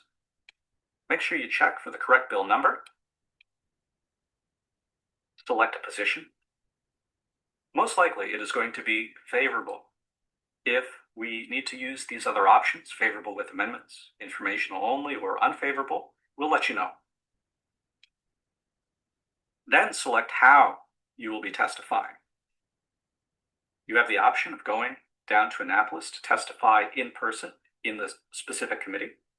You may testify in committee over Zoom virtually, or more commonly, you can submit a PDF or Word document for the legislators on that committee to read during the hearing.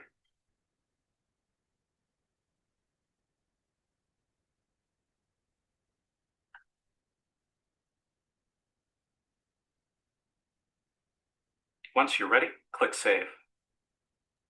We'll get an error message on this one. There we go. But once legislative session begins, you'll see all the items that you've signed up to deliver testimony on right here.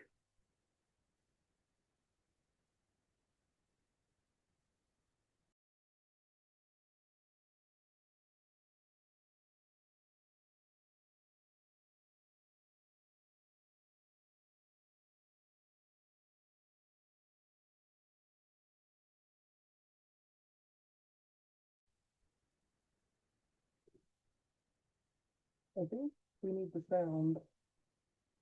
Mustafa, can you unmute? Oh, Mustafa, we've lost the sound when you muted.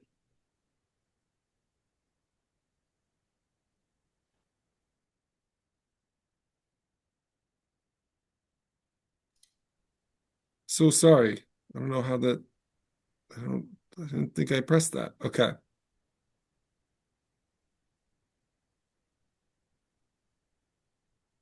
Or more commonly, you can submit a PDF or Word document for the legislators on that committee to read during the hearing.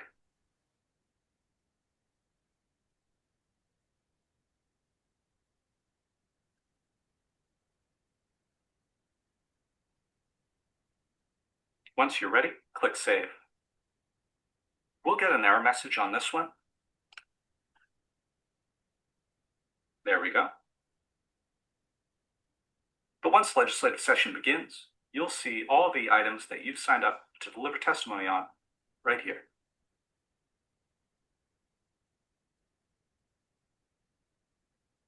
When you click the Witness Sign Up page, you will see all of the different committees across the Maryland Senate and House of Delegates. Each committee has their own testimony requirements. Some committees may offer 2 days or even 3 days before a bill is being heard to submit testimony. Others, the deadline may be 24 hours before the bill is heard.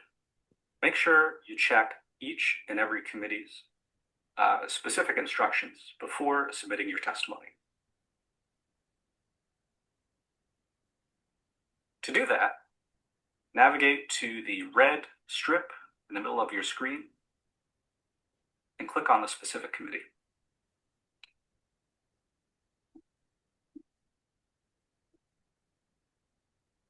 They're split up between Senate and House. We're going to look at Senate EEE Committee. Here you can see everything that's going on with the committee. And if they're currently in a hearing, you can even see the live stream. You can see all of the bills that are currently before that committee, their meeting schedule, including location and time, the members of the committee, and any subcommittees. To view their testimony requirements, select the main option. And under Witness Guidelines and Committee Frequently Asked Questions, make sure you click that link and read it carefully.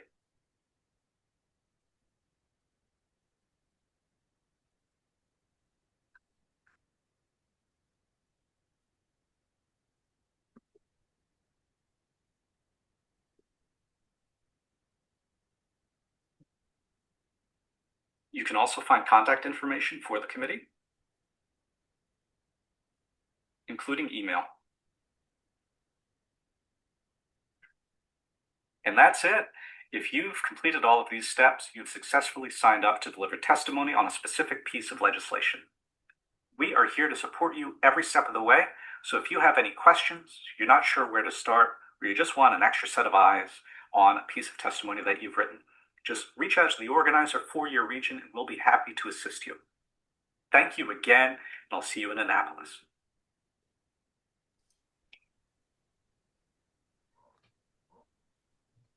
Right. And what I'll do, y'all, because we are running low on time, let me just share my screen here so you all can see how to look up your legislator. So, oh my goodness, there we go.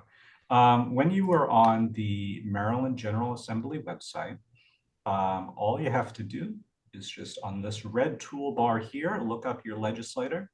Go to the left-hand corner, hover over where it says members, don't click it yet. Click this option here, find my representatives. You are gonna put in, here's a wonderful map, it's us. You are gonna put in your address. I guess this is public information where I live. Put in your street address and your zip code, click find. And you are going to see all of your representatives. So this is very, very important. And I want to make sure everyone knows the distinction. So these are our federal representatives, U.S. Congressperson. I'm in District 7, U.S. Senators. That's for everybody. We are focusing on our state level elected officials. So I am in Legislative District 40. My state senator is Antonio Hayes. I have 3 delegates, Delegate Conaway Jr., Marlon Ampry, and Melissa Wells. Once you click on those, all you got to do, you can do this if you have your email, like an application on your computer, you can click on that just where it says email. But click on their profile, you can see their address right up at the top here, committee assignment, so Vice Chair Hayes of the Finance Committee, and his email right here. And they have changed emails as well. So you can find out all the fun stuff that you need, their biography, so what they've done, who they are, and their legislation that they've introduced. But we will put all this in the follow-up email for you as well.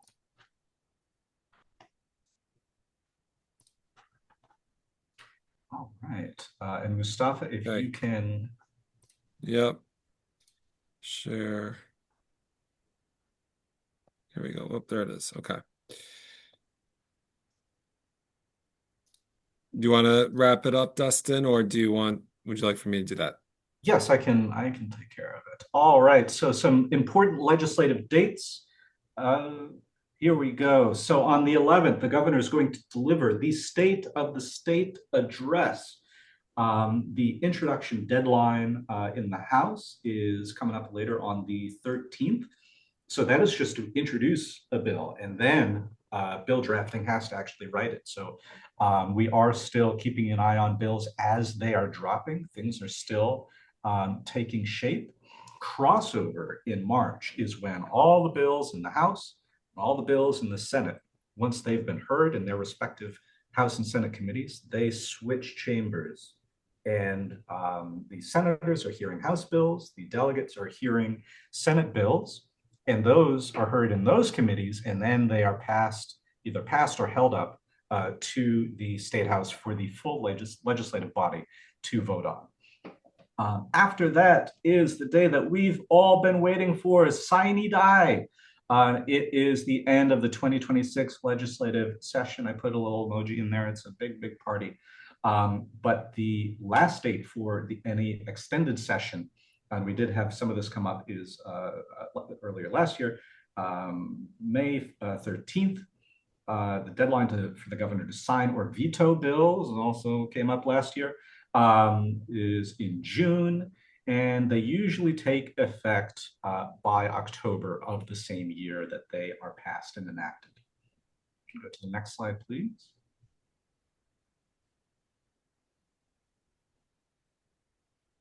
So some very, very immediate next steps. Some of y'all have already gotten a jump start on this, emailing me and us and signing up for stuff. Sign up for Lobby Night. We are going to put this in the chat once more, but save that link. We're going to email you all the stuff that we've shared in a follow-up email, but save this link. Think about who you can send this to. Who would you like to bring with you down to Annapolis to come lobby with us on issues that are important to you? Also, finish up your worksheets. Finish writing your personal story. If you'd like someone, member of our team, I see some folks trading emails in the chat as well, an extra set of eyes on it, absolutely. Send it out and we will give you any feedback, answer any questions that you have. Third, make sure you look up your legislators and learn at least one thing about them that you appreciate. We have a citizen legislature here in Maryland, so folks may sometimes surprise you. Go to the next slide, please.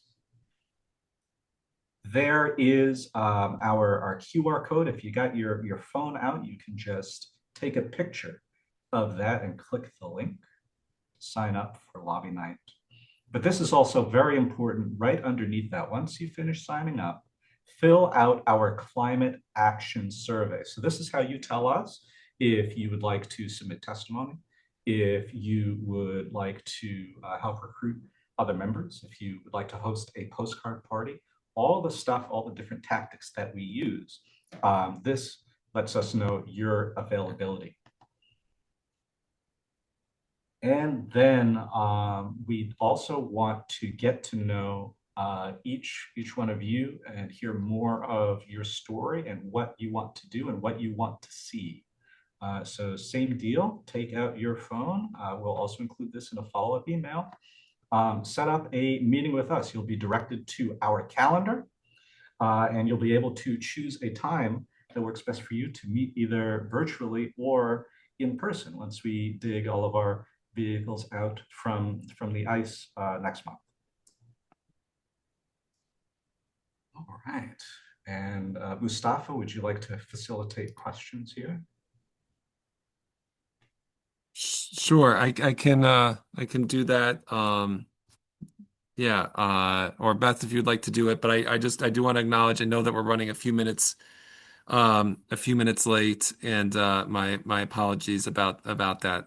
It took us a little longer to get through some of the content than expected. So if you need to head out, you are welcome to do that. But we're also very happy to stay on as promised to answer questions that folks might have. But do know that everything that we have shared today in terms of links and everything is going to come in a follow-up email tomorrow. And as we said, Friday, you should expect an email in your inbox from organizers connecting you with team members to jumpstart some community building and conversation and moving towards the next steps. Beth, do you want to facilitate the Q&A or should I do it? Sure. I have the first cue, Cynthia, with the first question. Go ahead, Cynthia. Yeah, I wanted to know the paperwork that you sent out says how to, recruit people or, who are the people you're going to recruit or whatever. And then you said that we're getting assigned team members. So I'm very confused about that. I'm also kind of part two of that is, are we already lobby captains or do we have to sign up again to be a lobby captain? I mean, I don't know if this is audition or if this is assignment and then I also have no understanding. I'm trying to piece together on lobby night, we'll have a team, and then we're going to have a series of meetings. So clearly, like where I am, it's in District 27, there's the Senator Kevin Harris, and then there's Mark Awful Guy. And that's it. So does that mean those are the two people that I need to see, or I don't even need to see the other, or I'm going to be assigned another district too? Can you explain all of that? It's a great set of questions. Great set of questions. So if you're coming away from this, it's a great point. If you're coming away from this thinking, I want to be the lobby captain, I'm very excited about this. Why don't you can put that either in the chat or just raise your hand right now. This is something that you want to do. And if you don't think that you can do this, do let us know. And you can do that by putting in the chat. But for folks who would like to do this, just maybe if you could raise your hand or just put in the chat saying, yes, I want to be a lobby captain. That would be great. We take a second to do that right now.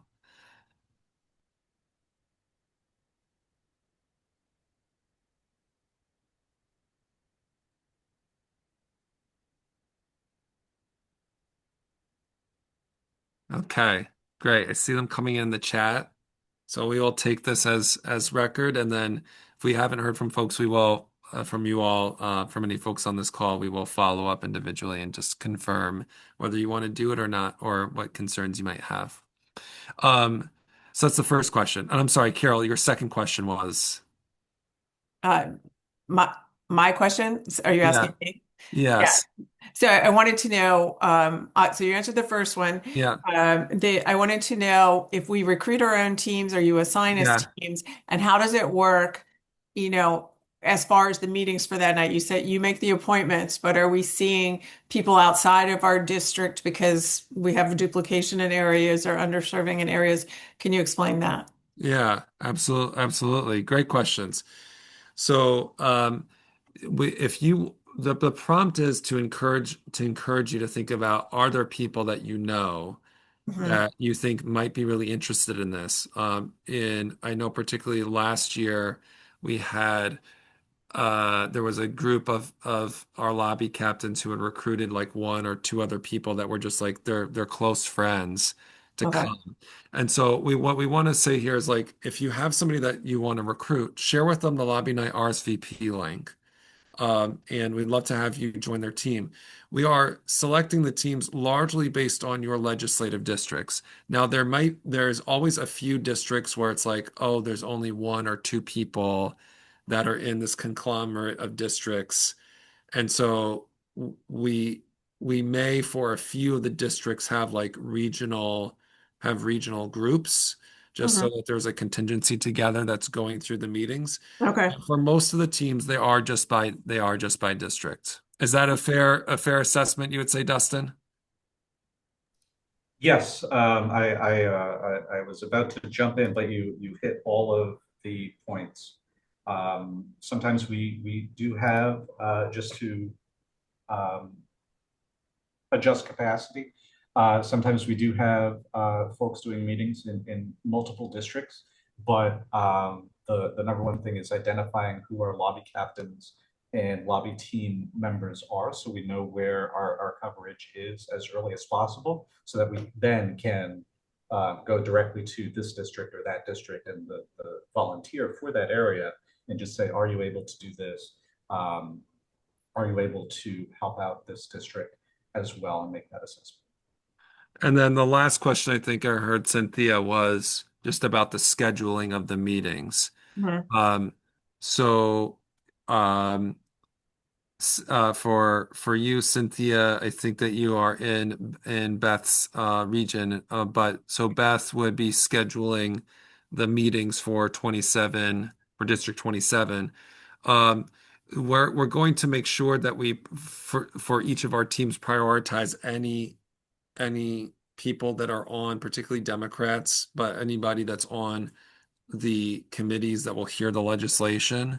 Okay. Sure, we lock in meetings with them and then try to then organize meetings with any other legislators that are within the district. And we Okay. just want to take on doing it as staff because we know that there's a lot of logistical pieces that go into the Sure. scheduling so that you don't have to worry about it. But the only thing we want you to worry about is to confirm it because we Right. want for the staff to see you're the point of contact on the day of. Okay. Because as Dustin will tell you, last year, as the person who was the lead on our lobby night, that he got a handful of calls while he's organizing the event, literally at like 5:30 and 6 o'clock. Oh, can we need to reschedule this meeting that's at 6:30 because the legislator's busy, and it's just like there's just too much that's going on. So we want to Okay. you might get calls from legislators the day of or their staff saying like, can we change it to 6:45? And you got to make the decision for your team. Okay. Sounds great. Thank you. Yeah, I think my absolutely. record is 10 minutes notice. 10 minutes from, notice. Yeah. from a legislator. You remember that? Yeah. It was very, very stressful. So we're going to pass that responsibility on to the lobby captains. Anna, Sorry, I had Margot and then Anna. go ahead. Margot? I've got to hop off. I'll shoot you an email, Beth, okay? Because I have a quick. Okay. Sorry, Beth, any other questions that we got? Margot had a question in the chat. I'm happy to just ask it out loud as well. I was just wondering if we're interested in trying to recruit more people, should we just refer them to the RSVP for the training night and for the event? Or should we in some way connect them with their lobby captains? That's a great question. But just refer them to the RSVP links, and then we will be updating the lobby captains with new signups as they come in and making sure that they get looped into the communication. And Awesome, it's thank you. okay for somebody to show up, right? Like if they haven't been trained before, if they show up on lobby night, that is totally fine, right? There's a role for everybody. So they can come in a supporting actor role, or if you have the chance as a lobby captain to talk to them beforehand, you might hear that they have a compelling story on a particular issue that you think they should share. So if somebody that wants to come to lobby night can't make it to the February 5th training, I just don't want that to be an obstacle for them to come. We welcome anybody who wants to make it. Ruth, or is Ruth next, Beth? I think if Anna dropped off, then yes. Yeah, I had to bow out for another meeting for a little bit. I was actually testifying to the Howard County delegation tonight virtually. But did you say where we'll be convening from?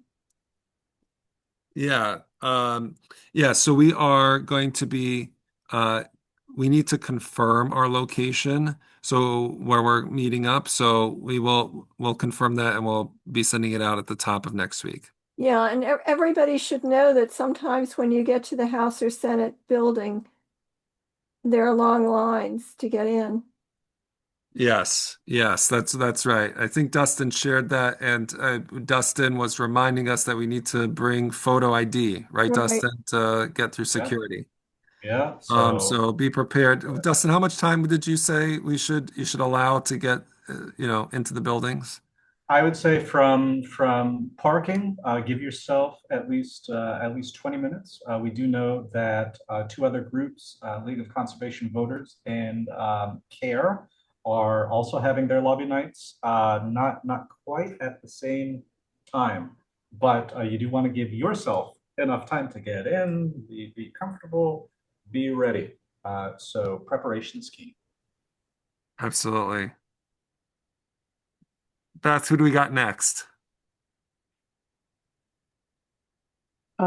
I believe Susie is next, and I don't see anyone else with a question. Perhaps that is the end of our queue. Okay. Thank you for Try to all make your it, great try to questions, make it a Beth. good one. So I just want to go back to the question, Mustafa, that you said you would answer in the plenary session Yeah. about the, social media, photos, that kind of thing. And then I had put something in the chat, but I really, really encourage you to add to your slide of roles photographer. We ended up having enough people last year that we were able to assign a person and ask him just to take photos throughout. And you may remember we got fabulous photos from Yeah, D20, that's a and good that's point. why, because that one that you showed of one of our people talking with Janelle, Delegate Wilkins, that was our designated photographer taking that. And so I it's an easy thing to assign somebody, and it was super helpful for us. But anyway, back Yeah. to how do we take advantage of those, trying to affirm our delegates, and any visuals that you might suggest that would be helpful. Yeah, that's great.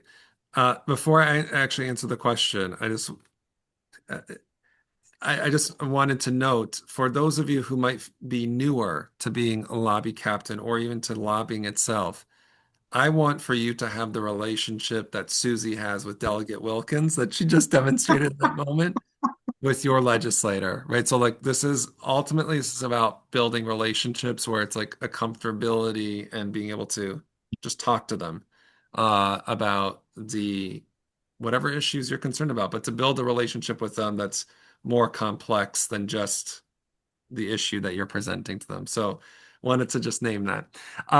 Well, and I just want to say that just started last year. Yeah, Right. I right. did not know her before. And when I saw her in the Tacoma Park 4th of July parade, she stopped and gave me a hug. I mean, like I really know her now. But it all started with lobby night last year. That's great to share. Yeah, and um in terms of the visuals, I think that we will have yeah, I think we will have some poster boards that we can bring for teams if they want to do something that's like last minute in terms of visuals. But I think having a if you wanted to beforehand, Susie, just do a thank you Delegate Charkoudian poster board that with um names of people from the volunteer team on it, or just like, but something that's just like a thank you Delegate Charkoudian for for being a climate champ. Like I think you could absolutely do that and take a picture with it. Um, we will have like hashtags that people can use and some guidance on the day of in terms of posting photos. So I love the suggestion, Susie, about a photographer, and we will standardize that going forward. That is great. And so we want to encourage you all to post those on your social media because all the legislators usually like to be seen, right, in these networks. And it's both a measure of helping to champion them, but also to create some accountability. So great. Thanks so much, Susie. Beth, who do we got next?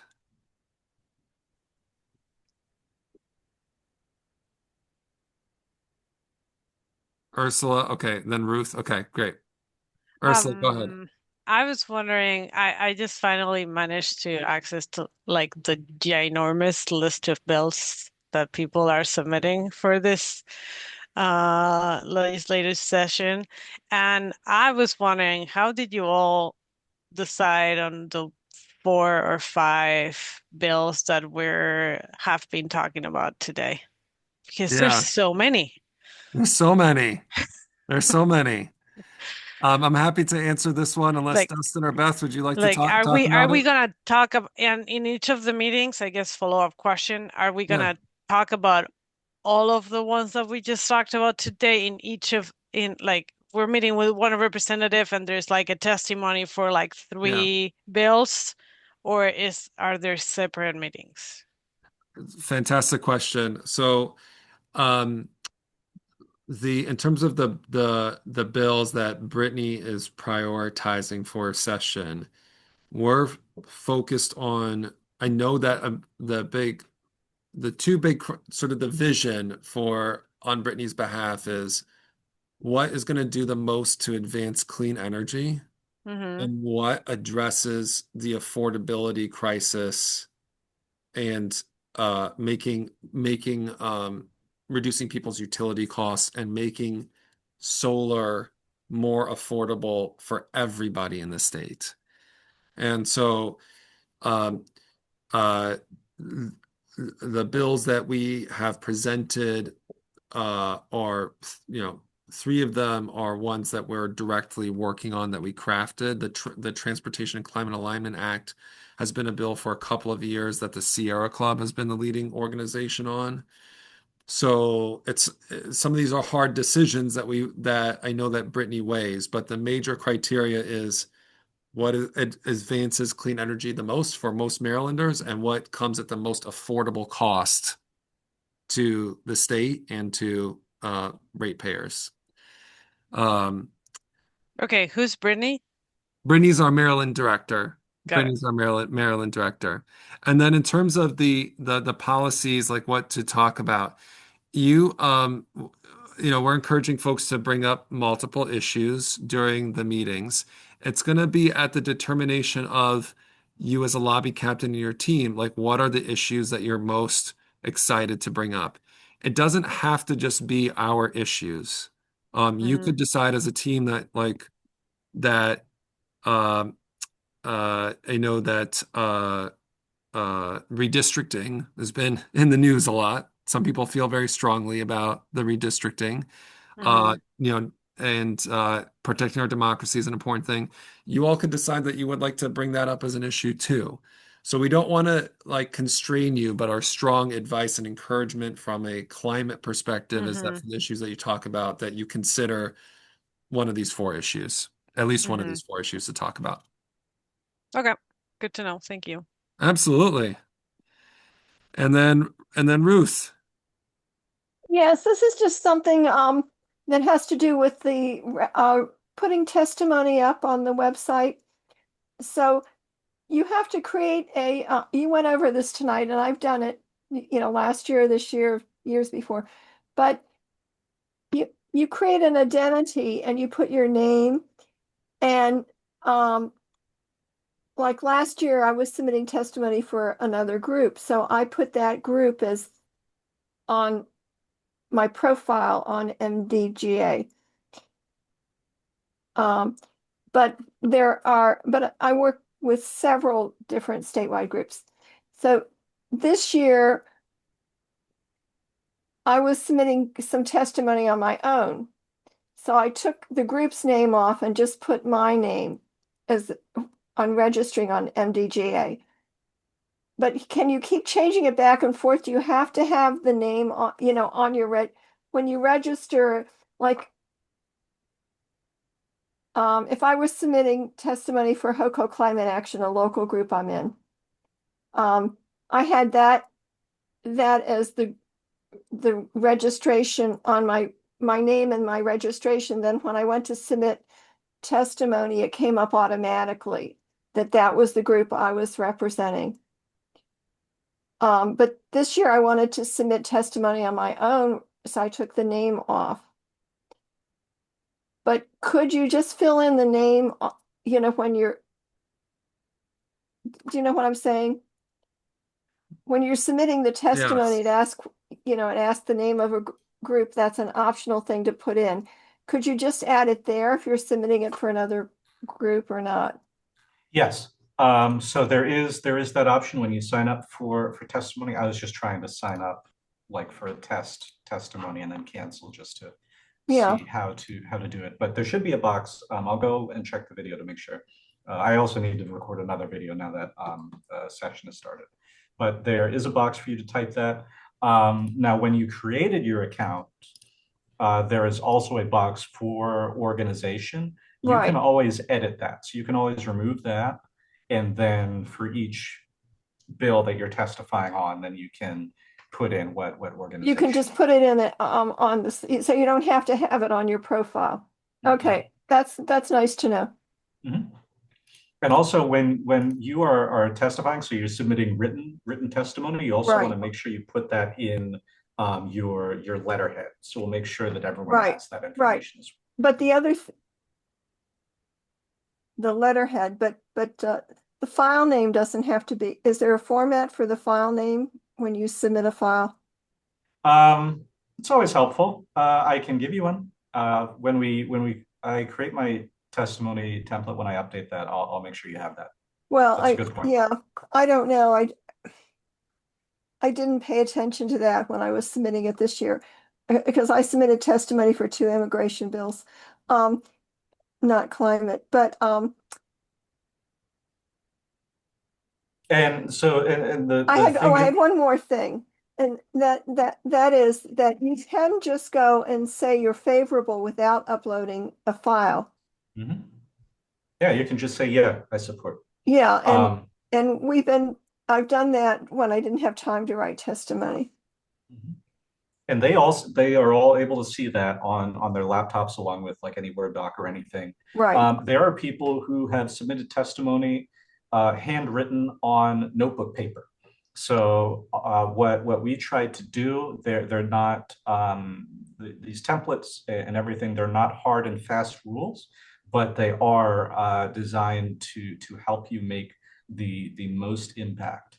So all good questions. But these are things that will help your testimony rise to the top. Yeah. Excellent. Thank you. This is helpful. Okay, great. Well, thanks so much, everybody. We know this went, way past 8 o'clock, obviously. So we appreciate folks who are staying on, and we're so excited both for lobby night, but continuing the resounding success that we had last year that was largely driven by our grassroots volunteers, just continuing to pressure Democratic leadership to do the right thing, and hopefully this year it's more of encouraging them to be champions as opposed to pressuring them. But nonetheless, your presence and organizing is so helpful to those ends. So thank you so much, and we'll be following up by the end of this week and moving teams forward. So thank you so much.